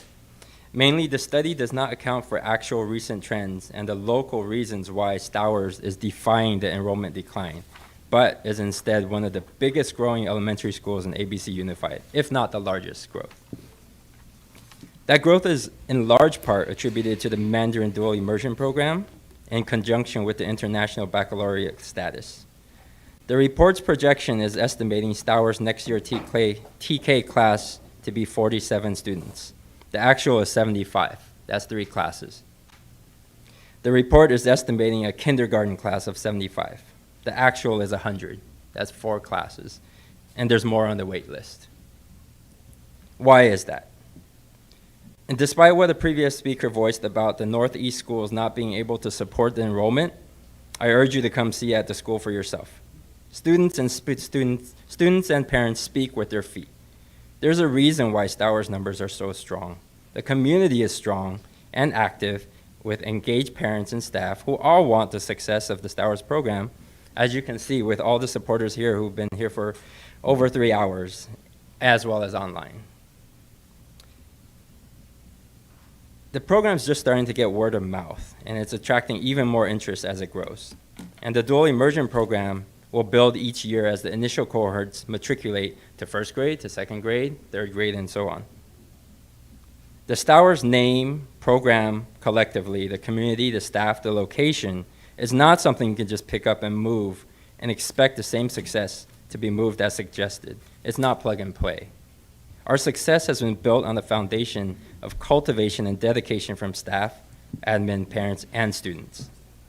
I think one of the shortcomings of the report is more work is needed to meet with actual schools and communities to understand what's driving the trends rather than just looking at a database from afar.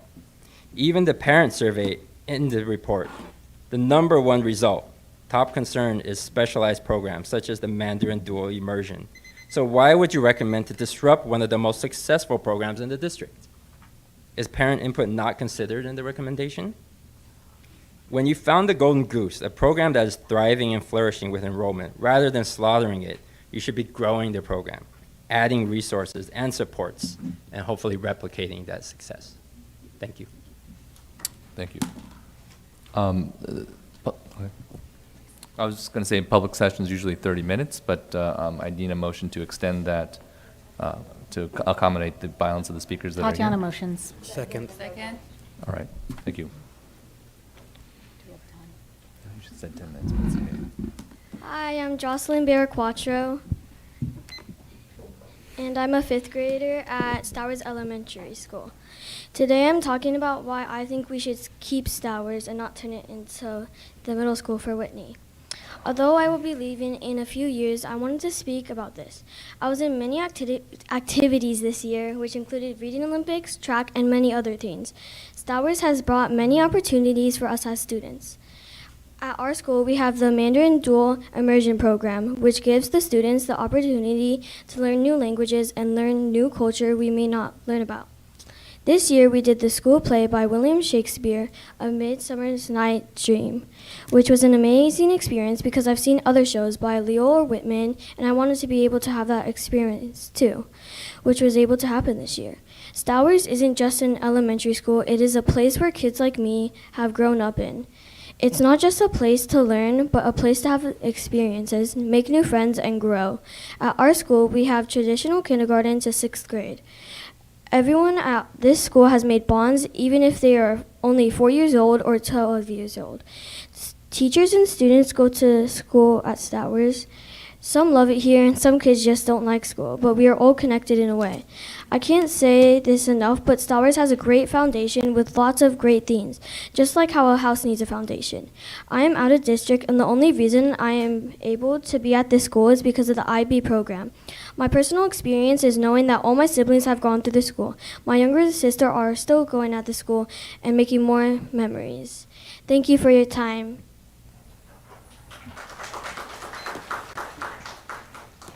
Thank you.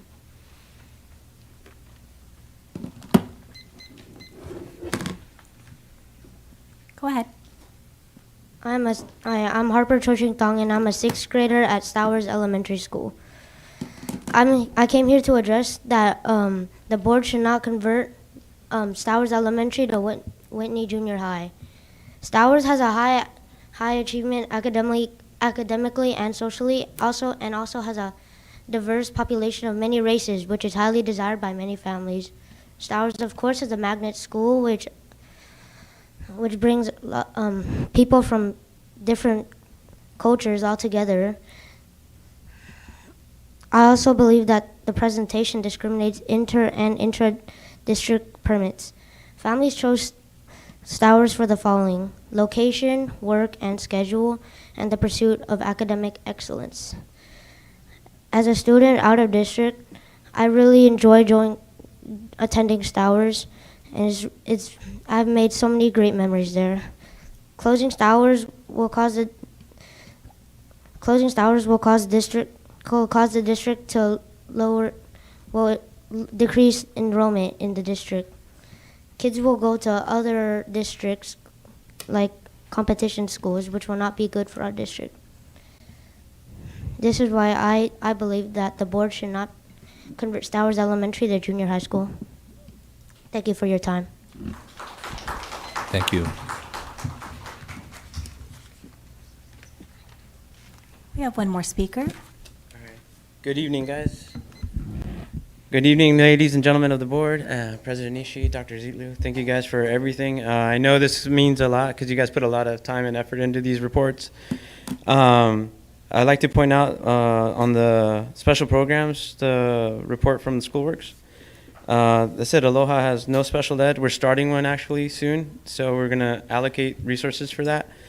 And then we're changing things around over there. I know I have a parent from a transfer student. She was supposed to go to Long Beach, but I prefer her to go to ABC School District because it's closer for me and my family to have my child there, because my mother-in-law helps me with transportation, takes her during the week, and then I'll take her on my days off. But I know a lot of it is also transportation too. Did you guys make sure? I know we only have one bus at Aloha, but I know once we guys, if you do consolidate, we're going to need more drivers, and you guys are going to have to end up more logistics, basically, of moving the kids around, which is hopefully accounted for soon.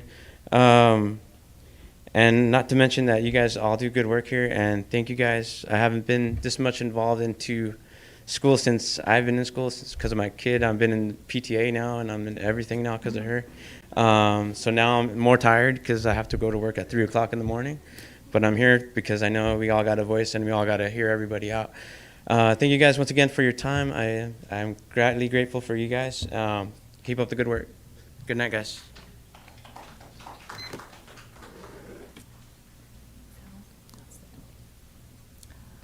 No further comment. Thank you. Let's take a 5-minute recess. I need to use the restroom. 5 minutes.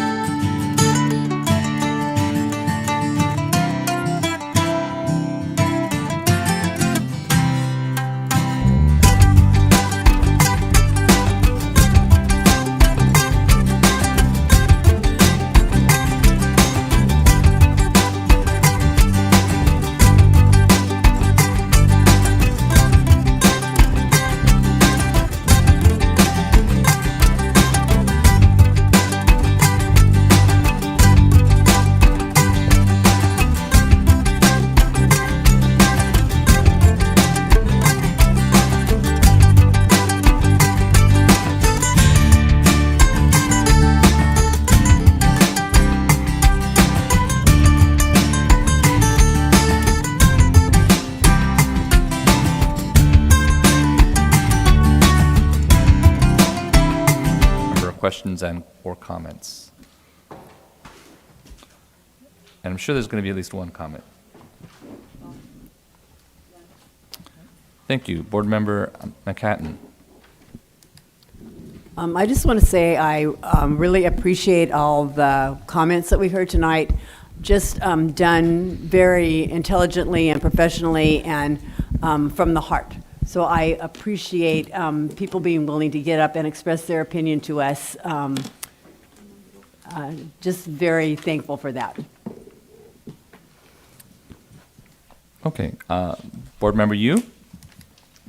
It's my turn already. Okay. Thank you, President Nishi. First of all, I'm just so moved by the parent involvement and the community, the Stowers community and the Melbourne community. That wow, we have such concerned parents who really cares about their children's education, who's really concerned about the ABC district. So thank you so much for coming out. I mean, this is like 3-4 hours is long, but thank you very much. And I want to thank our School Works consultant, Kenneth Rayner. The presentation and the result and the proposal was pretty shocking when we received it. It was pretty shocking.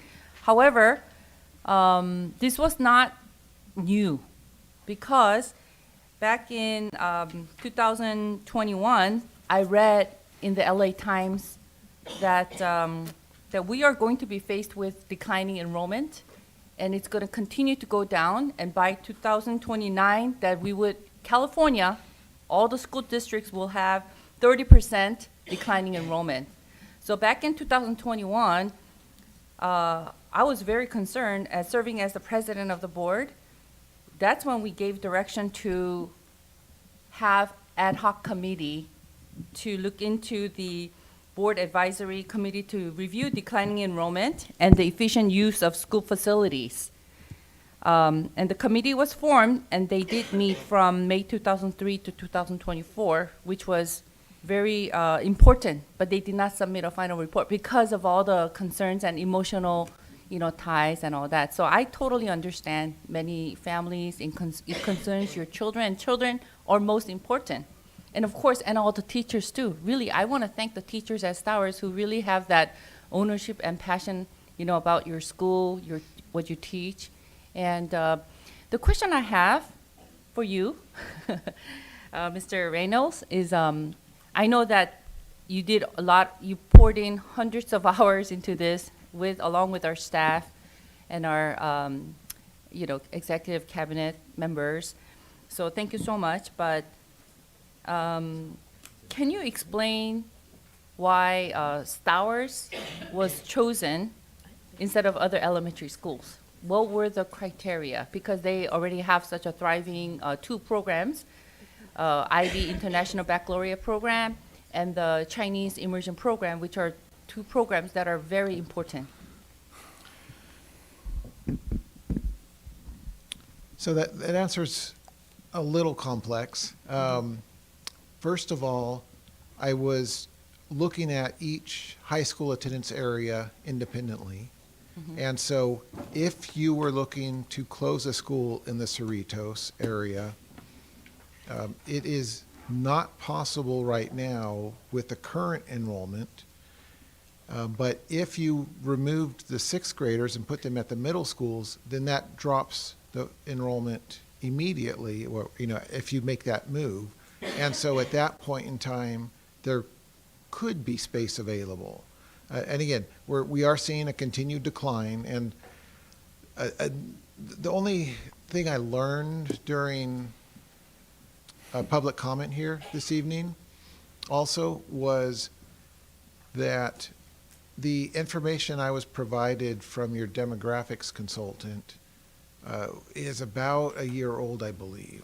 Mm-hmm. And so the current enrollment trends that they were talking about, and perhaps they're looking at what their projections are for next year based on who's enrolling during your enrollment period. That seems to be going in the opposite direction that the demographer showed that they were going, which is definitely possible given the fact that, you know, they've created an amazing program there. So it is, there's new data that I did not have at the time I wrote the report.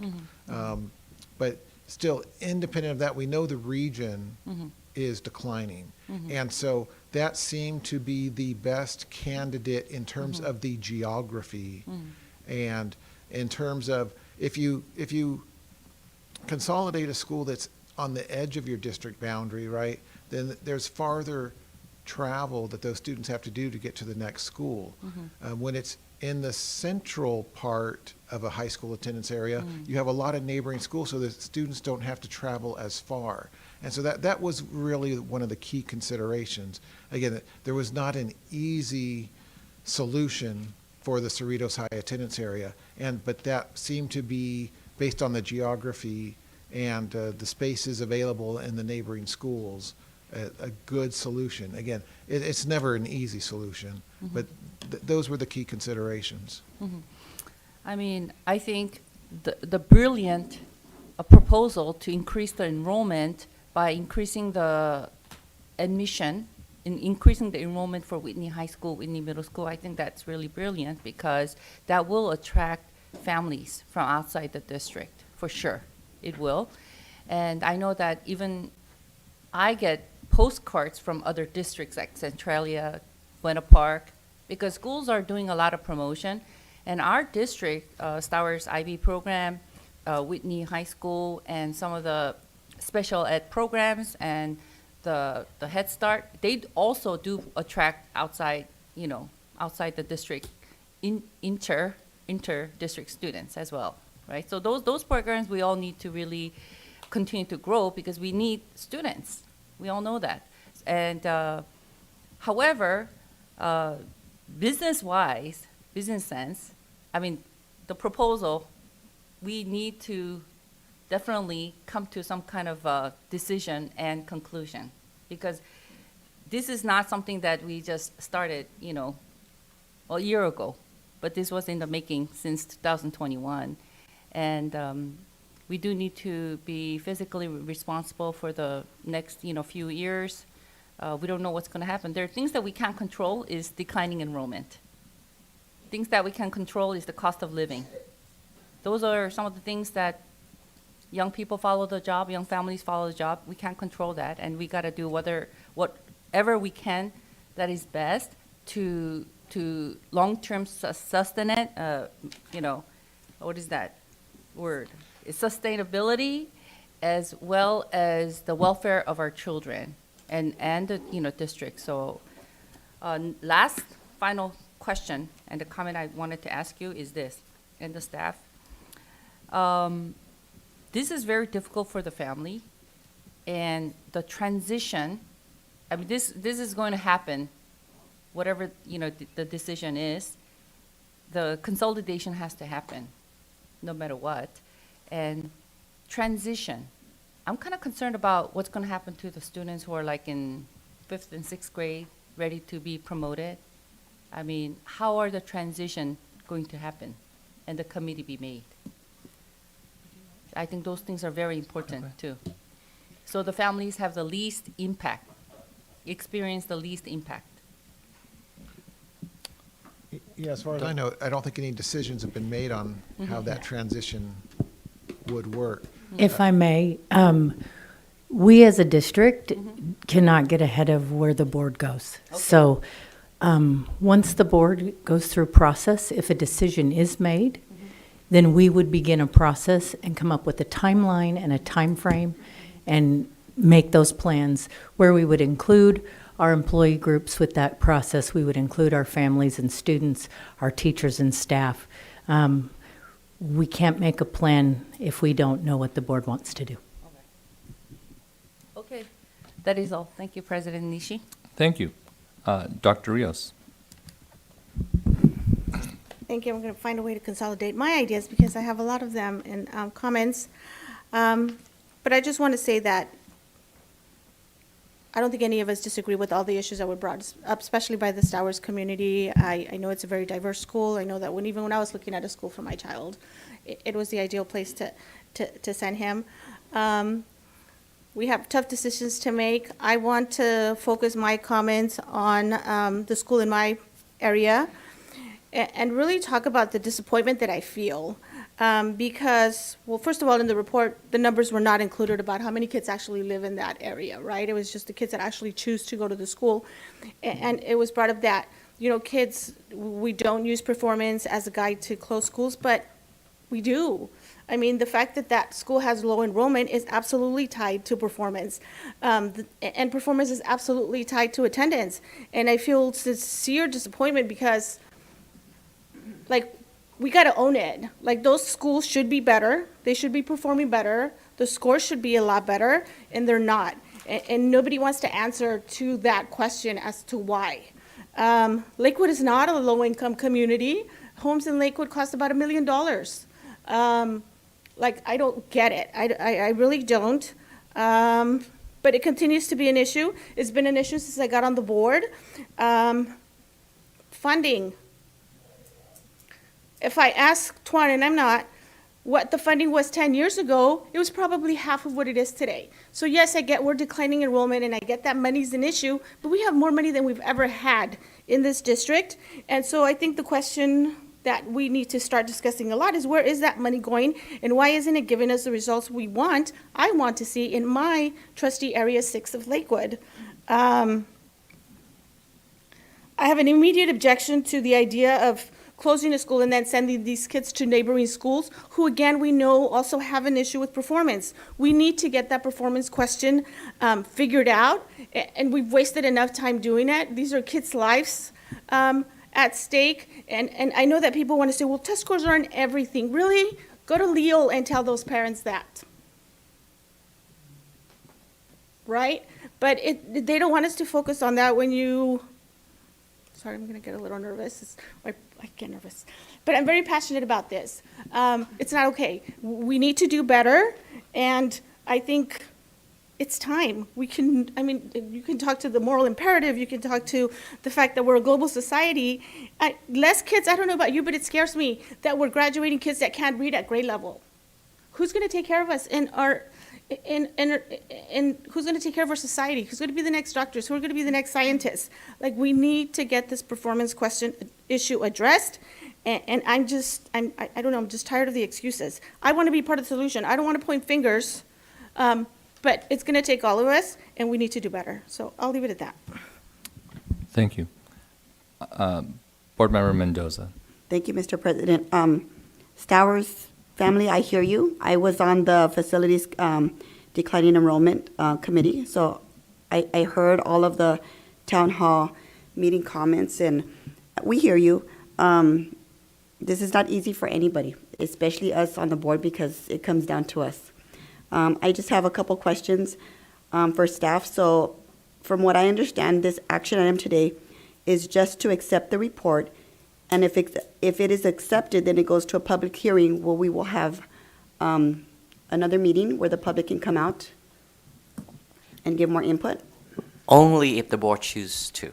You can accept the report, receive, and file, and there's no next step. Okay. Right? If the board chooses to consider any of the recommendations, then you would go back and put it back on the future board meeting as an agenda, as a public information. As an information item, and here you must conduct public hearing.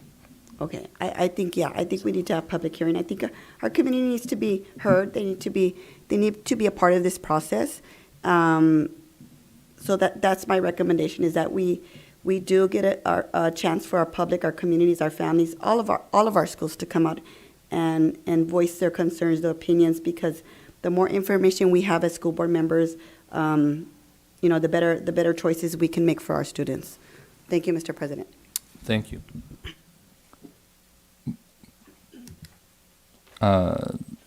Board Clerk Tatiana Yokoyama Bui. Thank you, Mr. President. So I also do want to thank our community members who have come out tonight. I want to thank our community members who have emailed us this past week.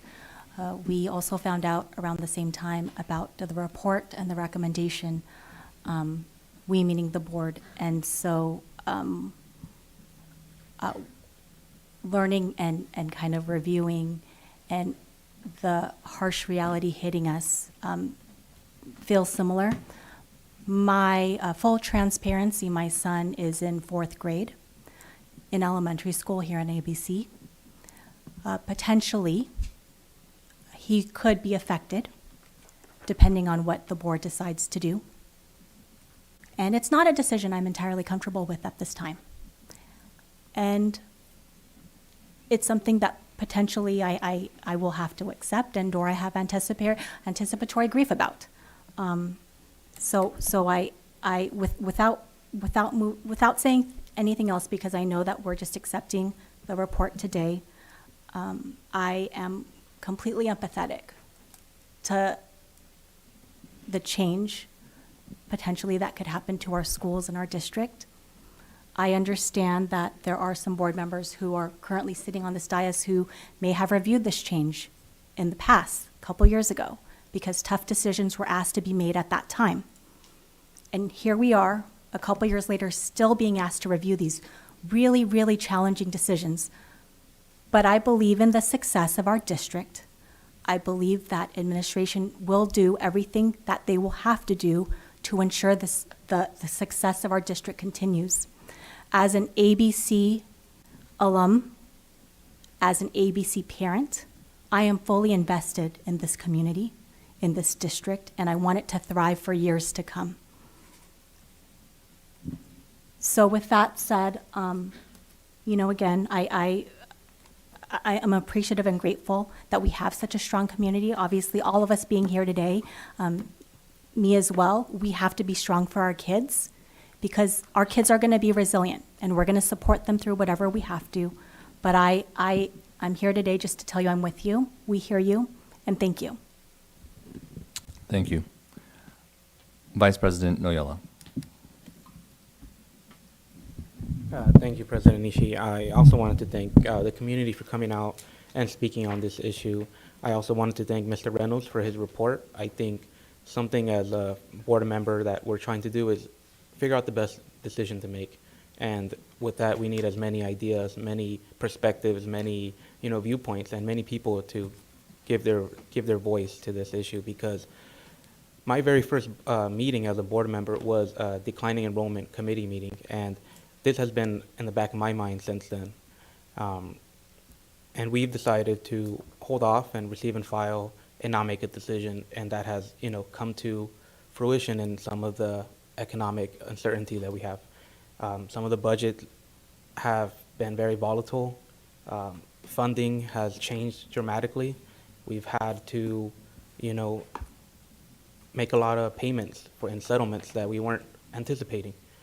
And now we have to make a decision, and all we're asking from the community, from everybody, is we just want your ideas, we want your voice. So thank you guys for coming out. I concur that we need to have a public hearing. We need to accept this report. Thank you again. So that is my direction. Thank you. Board Member Yu? Yes, thank you, President. On the agenda, not the presentation, but in the agenda, this is public. It does have the information on the financial impact on schools, and maybe our CFO Tuan can share with us what is our structural budget deficit and what we need to answer to LACO, plus the declining enrollment. We had 9 million in fiscal year. Can you kind of share that a little bit? Thank you, Member Yu. As we discussed at the last board meeting on the spending reduction plan, as it was an information item for the board to get feedback and input from the board, we are currently, for the current year, due to decline in enrollment, the LCFF, or the low control funding formula, we lost $9 million in revenues. That's the top line. We have, rising costs such as health benefits. So we need to balance that, and we need to come to reality with a budget every year that with less revenues and more expenditures, with higher costs. So, and we work together to the best we can. But in the current year, the structural deficit, meaning that our expenditures are higher than our revenues by 4.1 million, that the county have asked us to have a budget reduction plan, meaning a cut of that much to balance the budget into the out years. On top of that, we talk about, AB 218 and the impact of that and what that is. When people hear AB 218, that is actually a law that would allow claimants to go back and sue school districts for past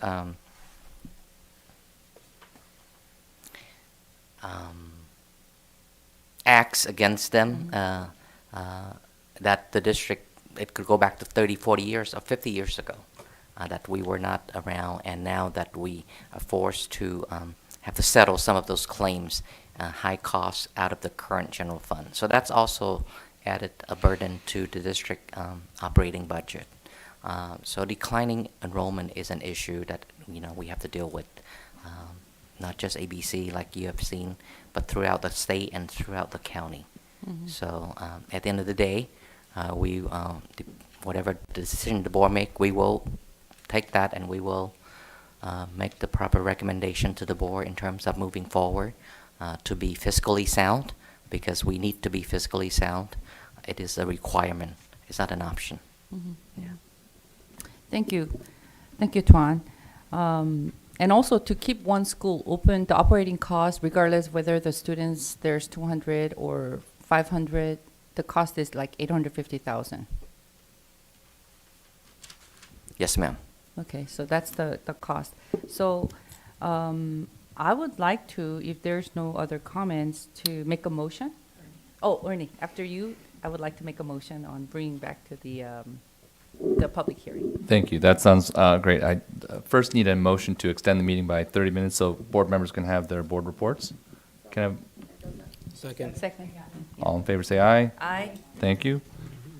So I would like to ask a few questions. I actually would like to thank the audience that has been here for many, many hours to go over this really important issue. The parents at Aloha, Ferguson, Stowers, Juarez, all of these parents that show their love for their schools about these really tough decisions. And I agree with Board Member Rios, or actually Dr. Rios, that this should be about academic performance. How to forge a better future? How do we do better academically for all our kids? The recommendation is just to address certain issues, but it needs to be inclusive of how do we make things better. We can continue along the same course that we're going right now, but as we know from other school districts, as an example, they decide not to do this, and they're cutting teachers, and they're cutting programs. More importantly, programs, things that the kids don't get anymore, mental health. And I think that's a bigger thing, because school is, I don't agree with that one person who said school is just a building. School is not a building, it's a community, but it's people. It is people. That is the critical element of what a school is. So I'll ask, in terms of the programs and the people, the kids don't necessarily have to go to these particular areas that are put forth in the plan. His recommendation, his study is only regarding this closure, not necessarily the attendance areas. So as a way to address the educational issues, the kids should be able to select where they go. And the money should follow the kids, because they deserve it. They're the ones who are being directly affected. I have a couple questions, though, also. The programs. So in your analysis, there was special ed as part of the analysis as to where it would fit. Is there any particular issue in terms of being able to move it to another school? Anybody can answer that question.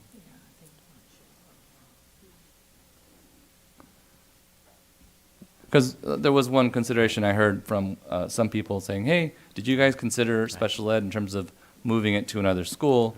So I just wanted to make sure that was part of the analysis. So our special programs change every year. Some year we add more classes to another school as needed, depends on, the assessments.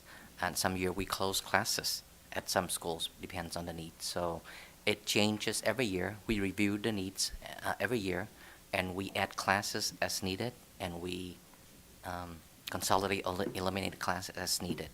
So with special ed, with the program, that could be placed at any school. Like in the coming year, right, if we have potential need to add special ed classes overall, we will look at the different facility to see if there's accommodation, and we would add classes. At the same time, when they graduated or they move on, if we don't need that certain class anymore, then we would just consolidate that. So it's an annual process that we will review where we place potential special ed classes throughout the district. Some classes are pretty much permanent, and it stays at that school forever. I shouldn't say forever, for a long time. Because of the stability, but depends on the needs, right? As you know, the assessment process and the IEP is an annual process, and some year we need more RSP classes, some year we need more SDC classes, and depends on the type of classes and where's the ideal location for that, and where the students come from. So that's an annual evaluation that we are doing right now already in terms of placing the program. So to answer your question, Mr. President, we don't anticipate a problem or an issue with that.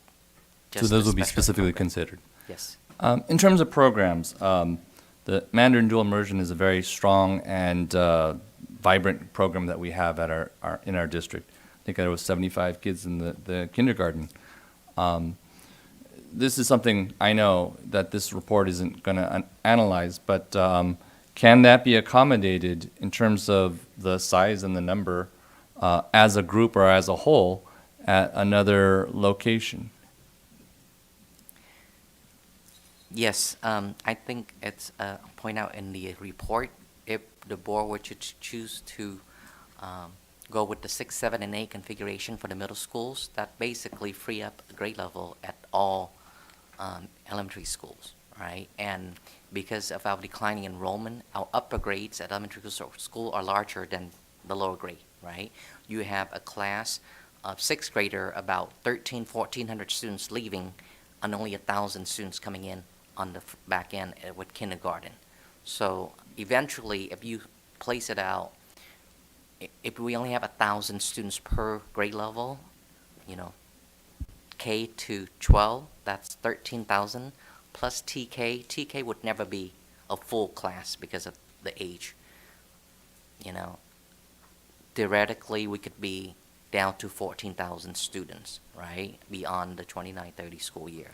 So the answer is yes. If the board were to choose to consolidate, reconfigure the middle school 6, 7, and 8, we believe the 4 schools within that area of Cerritos, namely Gonzalez, Cerritos, Whitman, and Leo, do have the space to accommodate the programs and the students from Stowers. As a whole? Yes, yes. And of course, the school of choice will play into that, right? As you need space for resident students, then you would have less space for school of choice. So resident students get priority to be placed to those schools. So the kids that are directly affected in the Stowers program you would recommend that they would have a school of choice as their, they would have a first choice, basically. That's correct. I think that's in the transition plan and consideration of the report is that consider giving all students that's impacted by the consolidation the first right of school of choice. There was a speaker that talked about the IB program. Can that be transferred from one school to another, or I'm asking? Yeah, I'll ask Dr. Castro to help with that. Or what is the process for starting another IB program? Thank you for the question. There is a process to continuing the IB program. There are specific requirements in order to become an IB program that we would have to work with the staff as they move to another school site to establish whether or not that would be appropriate to consider. Right now, ABC Unified only has IB in elementary. There's no ongoing IB in the secondary schools, which is part of the issue as well that we would need to take a closer look at. But this is a program that we could potentially continue if we have the resources based upon some of the savings that we would have. Correct. Thank you.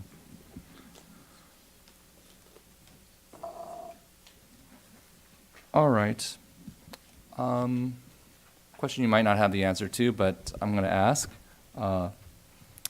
Based upon the projections that you've done, and you've made a recommendation for approximately 4, based upon the trends, how long would it be before we would potentially be at this juncture again?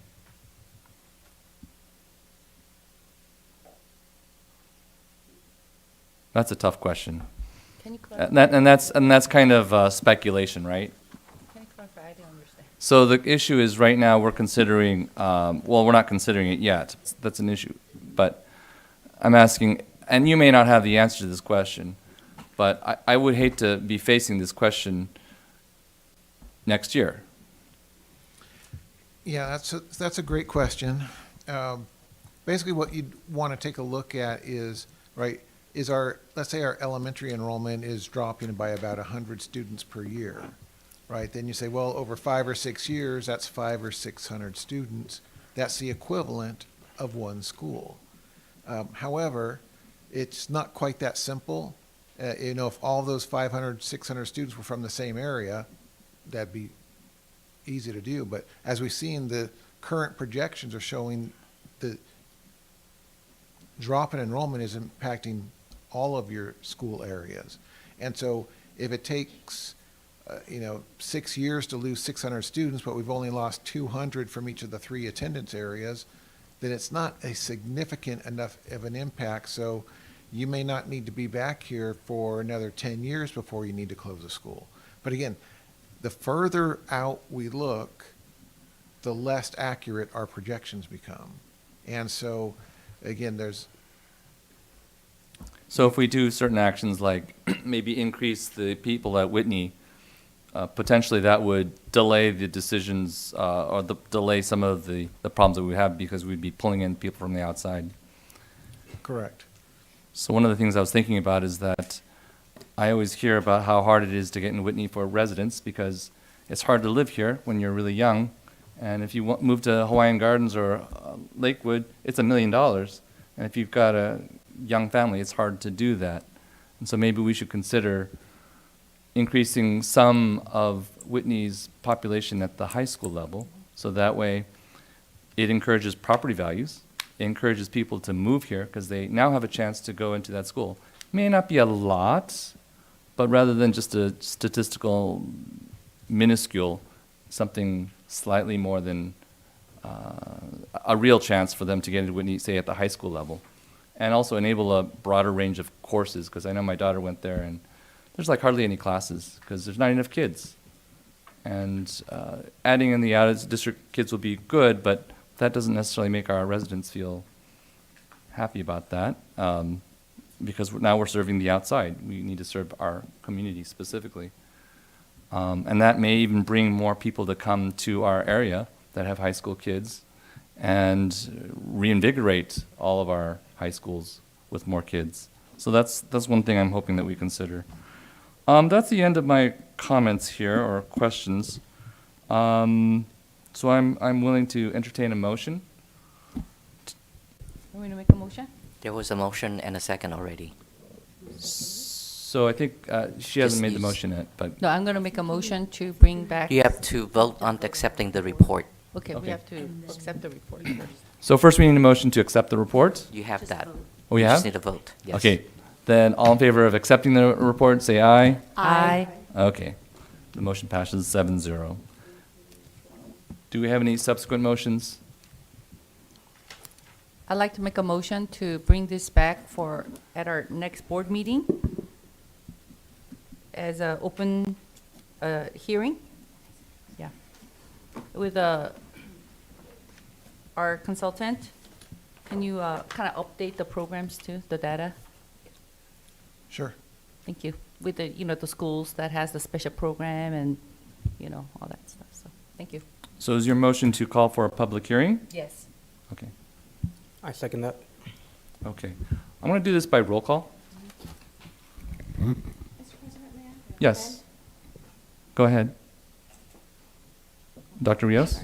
Thank you. Can I also, it was brought up by a community member, the numbers, and I actually had a question about that. Why weren't those included? So can we ask that they be included, the resident students that could be attending that school, were they not choosing to attend others? It is in the report. But I'll add it to the, Not in the tables that were presented to us. yeah, it was not in the presentation, but it was in the It's in the report. report, I'll highlight it so it's more clearly noticeable. Thank you. Those tables would be really helpful.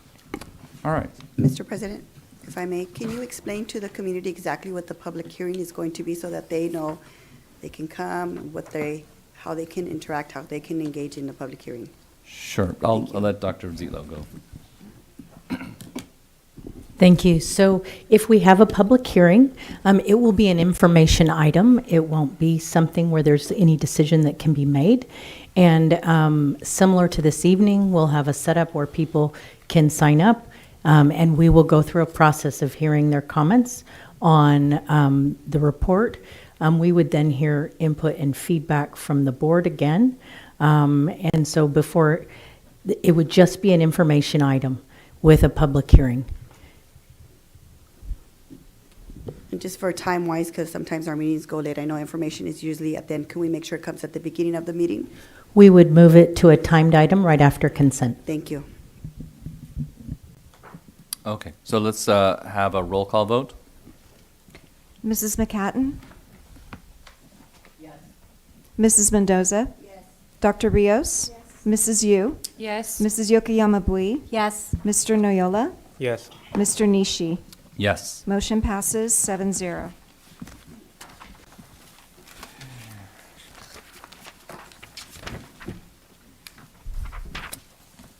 Thank you. We're on to information items, results of site visits, reviews. Actually, I should call that the motion passes 7-0. Thank you. Results of site visits, reviews, and uniform complaint data for 2024-2025 third quarter. Dr. Zitlo? Thank you. We received our report from LA County Office of Education in regard to the various Williams Act items. There were no complaints in the areas of instructional materials, facilities, or teacher vacancies and misassignments. Thank you, Dr. Zitlo. The last item on the agenda is board member reports. Board member Mendoza? Thank you, Mr. President. I guess I get to go first. So I attended the musical Beetlejuice, and I was there with board member Yokoyama-Bui. We got to watch an amazing performance by the students. It was awesome. And along with that, I got to see my goddaughter because she was in the performance, the musical. I attended the Hispanic Latino Family Circle, and at that meeting, we recognized our graduating seniors, and we had a panel of students from elementary to high school, and I can't remember his name, but there was a student from Hawaiian Elementary, and he just stole the show. Like, he had the best answers, and I think one day he's going to be sitting here on the diocese because he was that good. But it was a great meeting, very well attended, and I look forward to attending the meetings next school year. I got to attend the Oscars class of 2025 Candle Rose and Senior Worlds with my fellow colleagues, board member Jeannie McCannon and Dr. Rios, and my son was a senior, so we got to see him. That's going to be my last one that I attend as a parent. So it was bittersweet. Yeah, it was really nice. And then Dr. Rios and I attended Assemblywoman Sharon Kirk-Silva's Latina Leaders, and they also had a panel of education. And it was really interesting to meet people from the other side of the county, from Orange County. I think we were the only ones from LA County, right? So it was really nice to meet people and just listen to the challenges that they also have over in Orange County, and it's similar to ours, right? Their challenges are the same. So, it gives me that idea of that districts really don't have boundaries. Our kids go from here to there, and we we don't have unique issues. It's countywide, it's statewide, it's, all over, just like we're dealing with, low enrollment. And then I want to make sure that I apologize to Burbank. I did attend their open house, and I didn't do it in one of my board reports. So I want to make sure I do that. I got a chance to walk and visit all the schools at Burbank when they had their open house. And the one thing that I was really grateful to is all the work that the students are doing, and the parents were there, and it was a great open house. And at the very end, and I can't remember her name, I'm really bad, I'm sorry, is that our literacy interventionist took time out of her. She was already wrapping up, and she took time to show me her classroom, and I was really grateful to see, because they use UFly there, and I'm really familiar with UFly, and I'm just like, that's awesome. So I want to thank her. And then I don't know if this is something we can do, but I know that we just went through this whole process, and we're going to have a public hearing, and I think I don't know if we can do this, but I was imagining maybe we could do it somewhere at a larger site, because I think sometimes here we have people out there, we have people in here, and it doesn't feel very inviting. It feels like we're separated, and I would love to have a hearing where everybody's inclusive, and then we can see everybody, because I don't think we got to see like how many people were outside of the boardroom. So that would be my suggestion. I don't know if we can do that. I know it's part of our board meeting, but that's just me. Thank you, Mr. President. Thank you. Vice President Noyola? Thank you, President Ishii. I actually got to visit nutrition services this month. I got to spend the mornings, prepping all the school food and, packaging. I just want to give my kudos to those nutrition service workers. They make 16,000 meals a day, and they do it with at $5 at cost. So, it's just crazy to see how fast they, get it out. They're shipping it out every morning. So I want to thank them for all their hard work, and they do their best to make us food as delicious and nutritious as possible. And if you ever want to see how the sausage is made, take a visit to the nutrition services. I also got to do a ride along with our Hawaiian Gardens bus route, so I got to pick up some kids. I really appreciate that we have paraeducators there supporting the bus drivers. It's really important that we have somebody else to ensure kids are safe, kids have what they need to get to school ready and just prepared. And our bus drivers do a really great job, acknowledging the students, acknowledging their parents, and, communicate in real time that a kid is going to be late or isn't going to go to school today. So, it's, getting the peek behind the curtain is amazing at ABC. So I appreciate all the staff here. So that is my report. Actually, one more thing. I did want to invite the community. Me and Dr. Rios are collaborating on a listening session with the community. We want to hear from the community on school safety and student achievement. So that will be May 27th and at Hawaiian Gardens Recreation Center at 6 p.m. Thank you. Board Member McHatton. Last Friday, I was at Aloha for their biomes grade 2 presentation with President Nishi. Very well done, very cute. Kids very involved, very excited. On Friday night, I did attend Candle Rose with 2 of our other board members. A beautiful ceremony at GAR, sending their seniors on their way, recognizing leadership awards. On Saturday, I attended the Optimus Middle School track meet. Gina gave out the medals. I kept track of who came in first, second, and third. An overall very nice event. And then that night, I went to the Optimus Gala. Scott Smith was the MC, and they do a great job of fundraising for ABC Cares, the STEM Olympics, speech contests, and many more things in our district. So a pretty full weekend. It's a full job, right? It is a full job. Thank you. Board Clerk Tatiana Yokoyama-Bui. Thank you. Since the last meeting, I was invited and I attended the Black Family Circle student recognition event at GAR High School along with Dr. Castro. It was truly an inspirational event. They recognized the students moving up. So 6th grade, 8th grade, and 12th grade were recognized. They had a keynote speaker, a former ABC graduate, nurse practitioner, so he was very inspiring, and he kind of just really broke it down for the kids at each of the levels they were at and kind of gave his advice. So seeing, I know it was on the report, or in our agenda, but seeing the African American Studies course, you really see why that's important, because that community really thrives on that and needs that. So it was really awesome to be there. I also attended Leal Elementary's TK and K Goldilocks and the Three Bears musical, and I mean, these kids are just, they work so hard, and I think in that one day, they performed the entirety of a 20-minute show 4 times. 2 shows, so there were 4 classes for each of the, 2 classrooms for the parents, and then 2 dress rehearsals, because all the students in the school really wanted to see these little TK and K. And they were adorable to the very end. So thank you so much to all the work that was done for that. I attended Whitman Elementary's 50th celebration and Warrior Fest. I saw Dr. Zietlow and Mr. Smith. I got to say a few words, which was really inspiring because I am also a Whitman alum. But the Warrior Pride was alive and strong there. Lastly, I also did watch Beetlejuice, and there was something else that I forgot, but I will include in my next report. Oh, sorry. Club Kaya Bigon, so Whitney High School Club Kaya Bigon's inaugural Filipino Fest this past Saturday. It was so awesome. It was just a community event. They had food, they had small businesses out there, and they invited local elementary school students to perform. Cerritos High School bands were performing, like literal like garage bands, like they are just singing.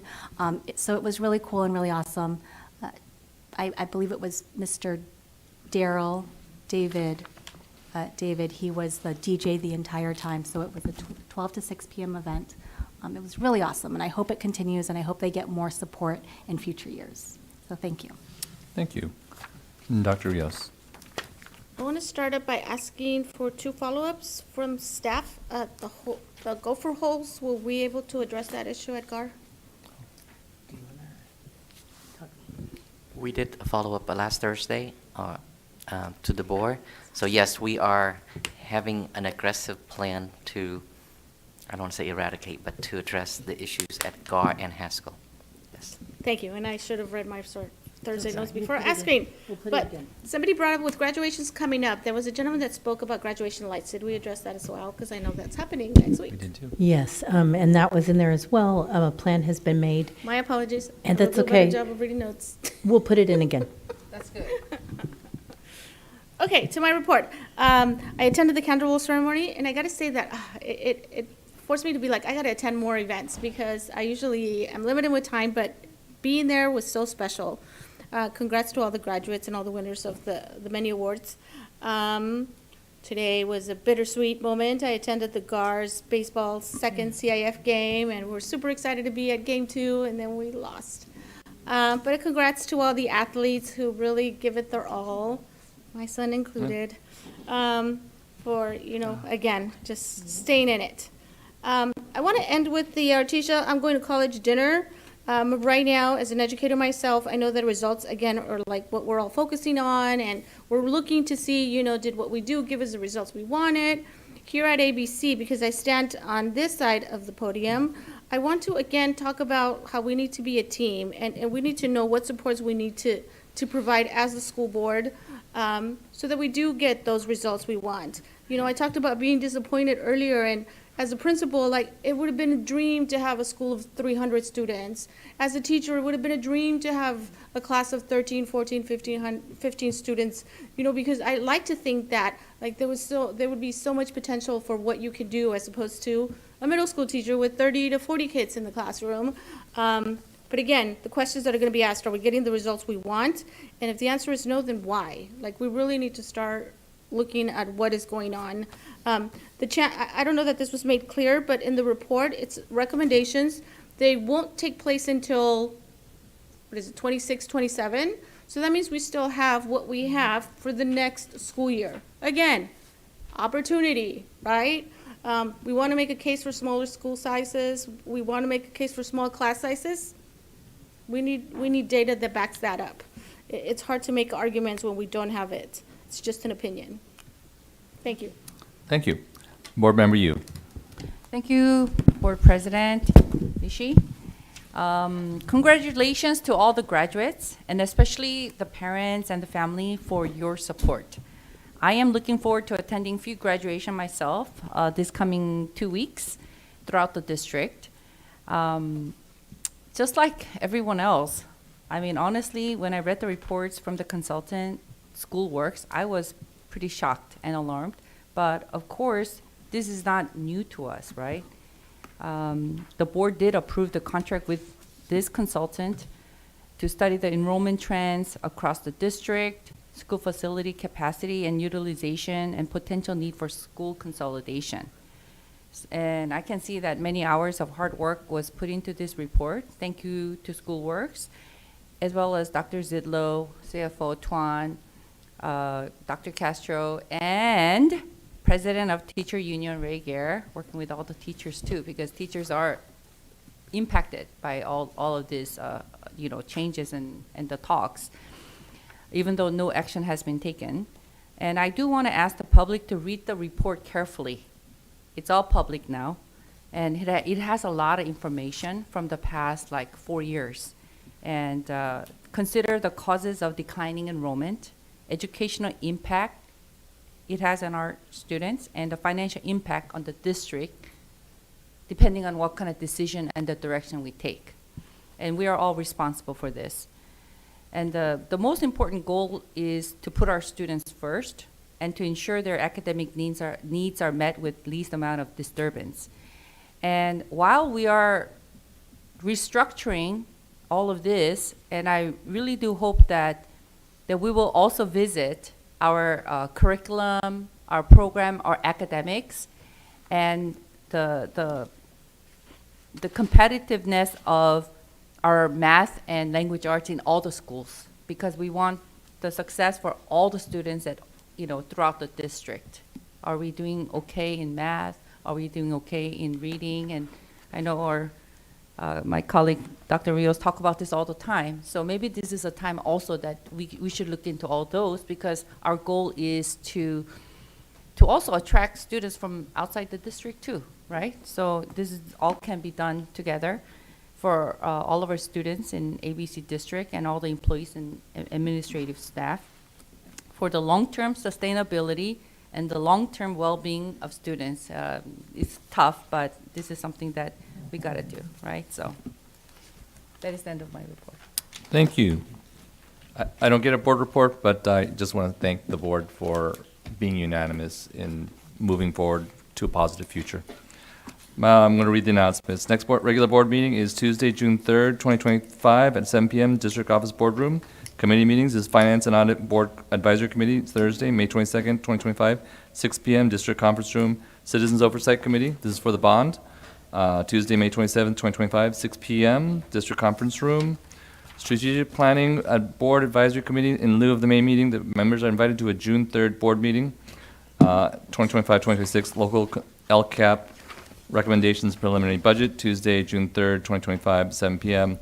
District Office Boardroom. Legislative Policy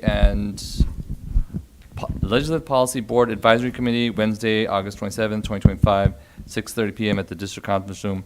I'll be having a little coffee over here on the 23rd on Friday at about 7 p.m. Same location here. Second public comment section. Clerk Yokoyama Bui. Yes, we have one speaker, Ray Gare. Good evening again. Ray Gare, President of the ABC Federation of Teachers. So, I like how Mr.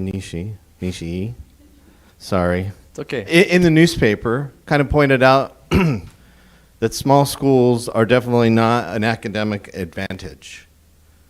And so, I would hope that people would read the report in detail to see that there are lots of limitations with small schools. And the myth that there are classrooms with 14 kids, that's not happening at these small schools. We're going to have combo classes next year. And the combo classes are they're going to explode around this district over the next 2 years because there is no money. And I hope that the public is aware that that's going to impact academics also. So, we are at a crossroads. Small schools do not work. When you have a small staff, they cannot do all the extra activities that a school staff that's double their size. It's like having a baseball team with 5 members on the team instead of 9. They can play as hard as they can, but you're not gonna be in the playoffs. Think about it. Thank you. Thank you. Can I have a motion for adjournment? All in favor say aye. Motion passes 7-0. Thank you.